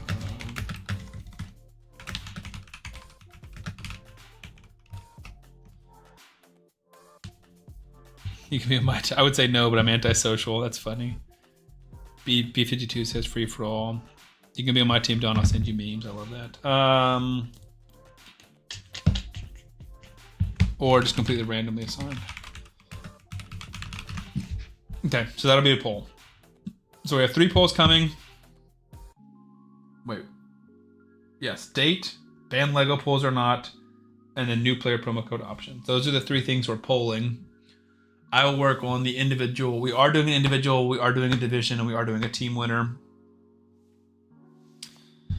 The main 5 are what? Pelops, Johanrock, Padraig, and Cupidus? I think so. Well, definitely Johanrock's and Pelops. Padraig and Cupidus are the new ones. Raz is in there. Sun Wukong is in there. Alice is in there. I think that's kind of it.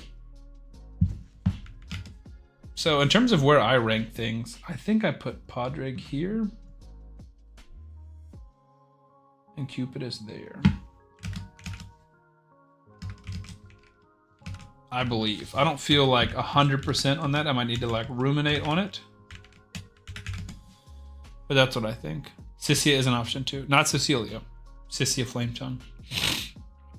I think she's good. I don't think she's near as good early game. All 5 are awesome, so plenty of good promo codes. No one should get screwed. I agree. The only like potential downside is if you get Tholan and then you get Cupidus, it's like, do I need another AoE damage dealer? I really would have rather like Padraig as an ally attacker or Johanrock, Pelops as a support. But I guess we could, if we land on that option, then we could choose, gosh, I need to finish this. If we land on that option, you guys can choose as a team how to distribute them. Because you might want to distribute them strategically. That's where the group messages come in, I agree. Like we might say that you're going to be the guy who's pushing Clan Boss, so you take Johanrock. You're going to be the guy who's pushing Arena, so you take Pelops. You're the guy who's pushing Spider, so you take Cupidus, whatever it is.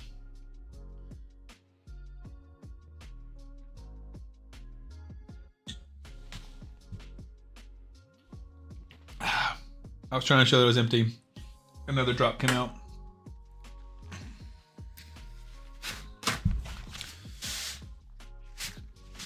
That's embarrassing. Okay, I feel pretty good about this. If anyone has any other messages or ideas, DM me. I'm gonna put a video on this tonight. So it'll come out tomorrow. It'll just talk about the general stuff, and I'll basically say, hey, if you're interested, come join my Discord. I'll probably make a new channel instead of the general channel, or I'll reactivate that old channel, but I think I'll make a new channel. Gilfred, maybe I'll work with you, buddy.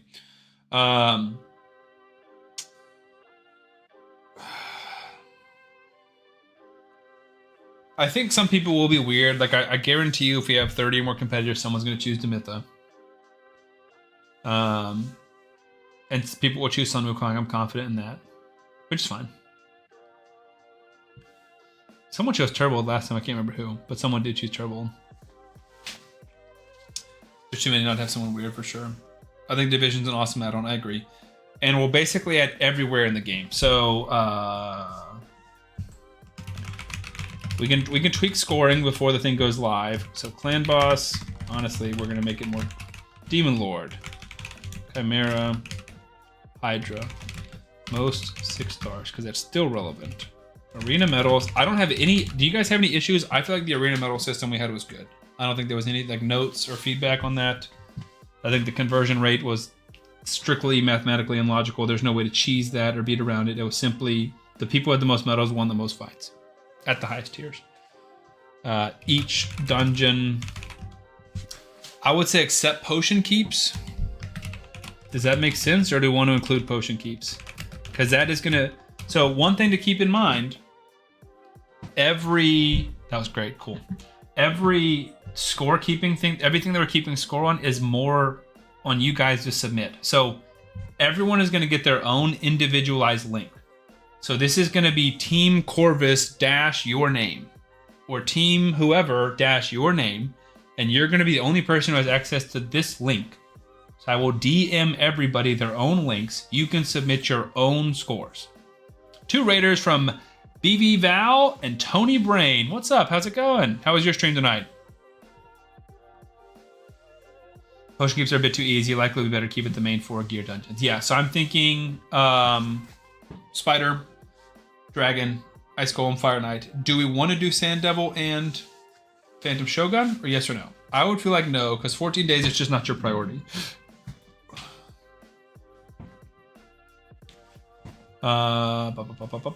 Each dungeon.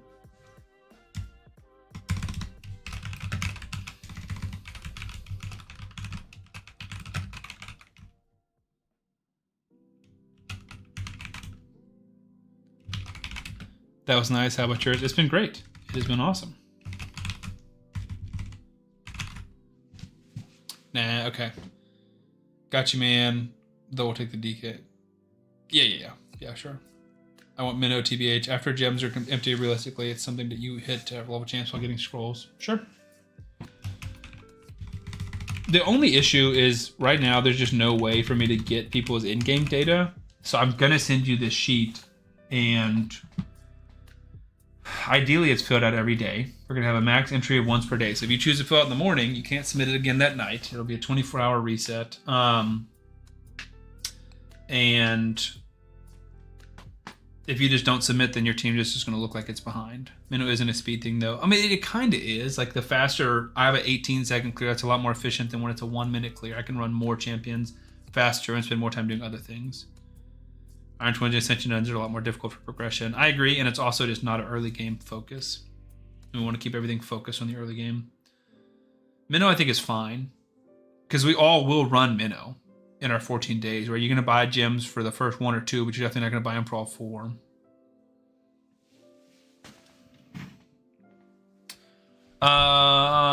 What else? Doom Tower. I don't think we do Cursed City or Grim Forest. That's just very difficult to measure. I mean, you could do Cursed City stages beat, but even then, it's just... I don't like that.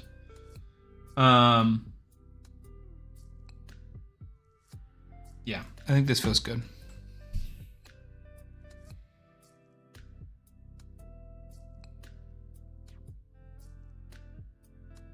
Someone asked earlier, is there a way to give player and bucks to the winners? No, there would just be a Google Play gift card, but I don't know if we're doing that. Player power. Nah, I think we're good. Resistance. Yeah, player power you can cheese. It's a little similar to account level where it's like it can point towards something, but it cannot too. Like, you had the highest player level, so there's an argument to be made of like Dawn grinded the hardest or Dawn played the most, but there could also just be an argument to say that Dawn ran the most campaign and someone who's 2 levels lower and you ran more Spider and Dragon and had better gear, you know? So it's like, how much does that show in terms of succeeding as a free-to-play competition, you know? Is that directly correlated to success? I don't know. Okay, so let's leave it like this for now. We can tweak stuff, especially if we start next Wednesday, we can talk. But we'll talk in the mod chat. We'll run these polls in the Discord for everybody. And then once we know more people, I'm going to start pushing stuff out every day. Yes, I think we are keeping number 6 stars. I think we'll get rid of the 12-3 speed, or maybe we do the opposite. Maybe we get rid of number of 6 stars. And we just keep the fastest 12-3, but it has to be a solo run with the champion. Thoughts on that? Because that was the reason I put it in the initial like leaderboard, is I want to see who is the best campaign farmer. And the campaign farmer we got was Kale. Enjoy your stream. I need to drive 8 accounts Chimera. Jeez, good luck. That is awful. Thanks for hanging out. I feel like 12-3 clear is just getting switched into Minnow clear speed. Until I got gear and Ascended Thol and it was constant weak hits, yeah. But that kind of matters too, right? Like everyone farms 12-3. So your fastest 12-3 does matter. And part of the reason I show that is because if we're measuring these link code champions, which I know we're kind of going back and forth on whether or not we're doing that. If we're measuring these free-to-play champions, then how fast they farm campaign matters. Like that's one of the reasons I try and tell people to go Corvus over Narma is because Corvus is so much better at farming campaign than Narma is. So I don't want that to go away, but I guess you could argue that Corvus is going to be so much better at farming Minnow than Narma is. I want to keep one of those in there. But if you have a non-campaign farmer starter, you're just not using them for that. I agree. So then maybe we keep number of 6 stars in. I will leave stream open background. Thanks for best wishes. Yeah, thank you. I appreciate the support.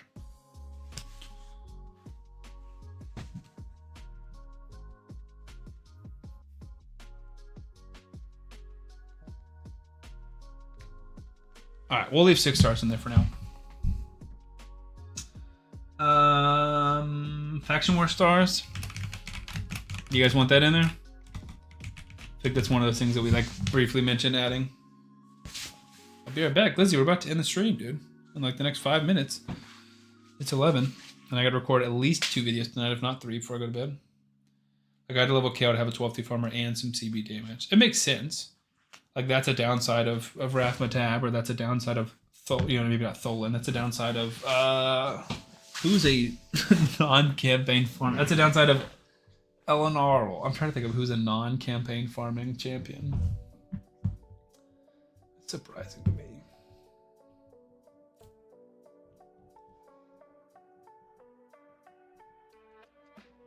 So we're missing 3?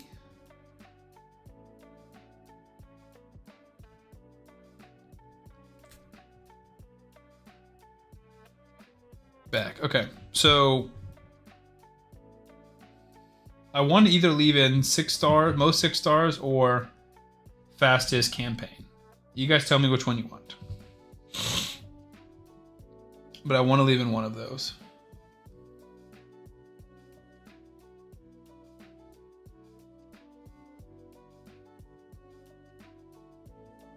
A 6 star. Do you want to leave it as a poll? I'm down to, I like the polls because it gets community sentiment and captures what everyone is thinking. But then I also don't want to spam people who don't care about this with 45 polls, right? And I feel like the more polls we add, the less likely they're going to be listened. It's nice and more reliant on MG or on RG to do to pulling chickens. So you're saying you like that as a positive? I'll agree on 6 stars. Okay, let's just leave it at 6 stars for now. If we have big pushback on that, we can debate it. What's the time frame? Hello, just got home. We're going to put a poll out, or several polls out, excuse me. And we're either going to start this Saturday, the 25th, so in 3 days. Shoot. You know what? I'm in Florida this weekend. We straight up just can't start Saturday. Okay, we can start Sunday, the 26th. No, we can't, because that ends on Mother's Day. Shoot. Well, you might just have to cross Mother's Day then.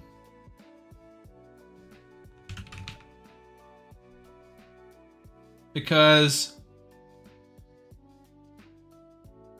I cannot play this weekend. I don't have a computer. I will be too busy to be trying to start a new account and grind on my phone. I'll be with friends in Florida. It's our first trip without the baby, so we're trying to take advantage of it. It's not the kind of trip where I'm like, oh, I have to be here. I can play Raid while I'm there, though. It's just straight up not. So I can't start until Sunday night. But if we start on Sunday night, then we're going to run straight through Mother's Day.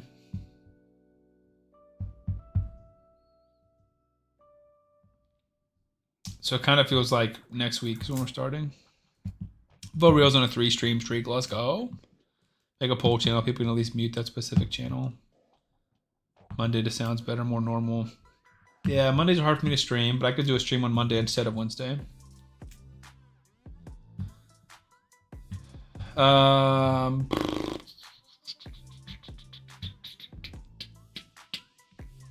Yeah, Monday means... Yeah, let's just start on Monday. So that we're taking away that option.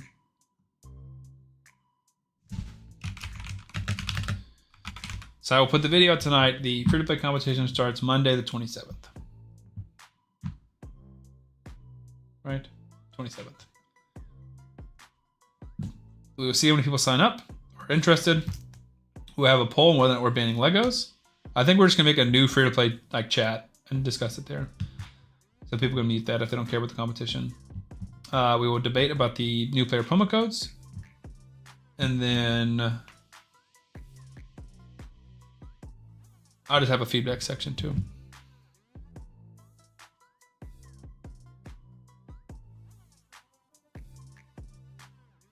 Okay. Any feedback before we call it? Any overarching thoughts or concerns? I gotta get to recording. So because I'm going out of town this weekend, I need to record 3 videos today, 3 videos tomorrow, 2 videos on Friday. And it's 11:04. You DM me. Cool. Yeah, we'll chat about this on Discord. If you guys have any thoughts or anything that comes up, any genius ideas that strike you, just DM me. I'm still available today, tomorrow. I'll be grinding. What are we testing? Top 5 links or top 3? Currently, we're testing all 12. So maybe this is the last time, but we're currently testing all 12, and we're going to have several people per team. So we're going to have division champions. So we're going to spin the wheel, most likely. No, we are spinning the wheel. We said that. We're spinning the wheel. You guys will receive your champion. And then let's say there's 36 people playing. Then 3 people will on Team Eleanor. 3 people will be on Team Narma. 3 people will be on Team Corvis.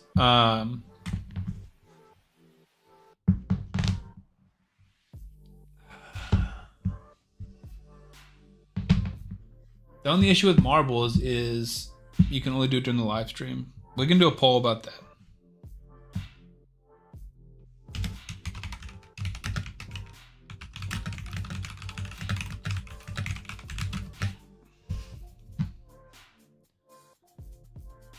But yeah, there will be a division champion. So like the best Bambus and the best Tholan and the best Corvus competing against their teammates. So it'll look like this. And then there will be an individual winner. Logistics wise, it has to be the wheel. I think I agree. Scratch that poll.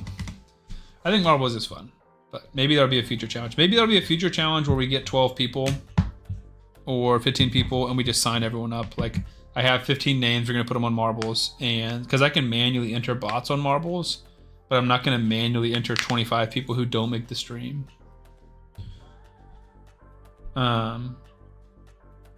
Because that could be fun too. I think, like, let's say we were redoing the last one where there's 12 of us.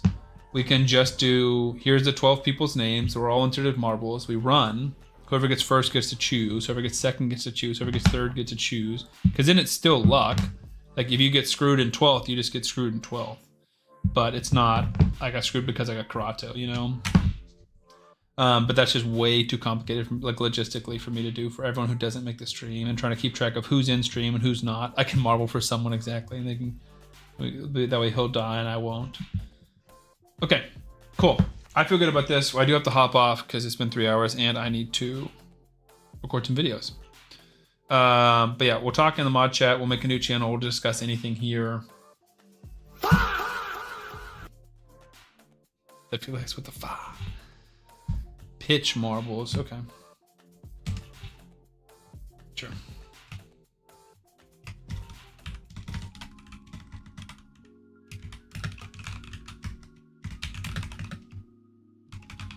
Okay. Oh yeah, that's someone name starts with G. Is it Gilfred? When and where do we sign up? In the Discord, real.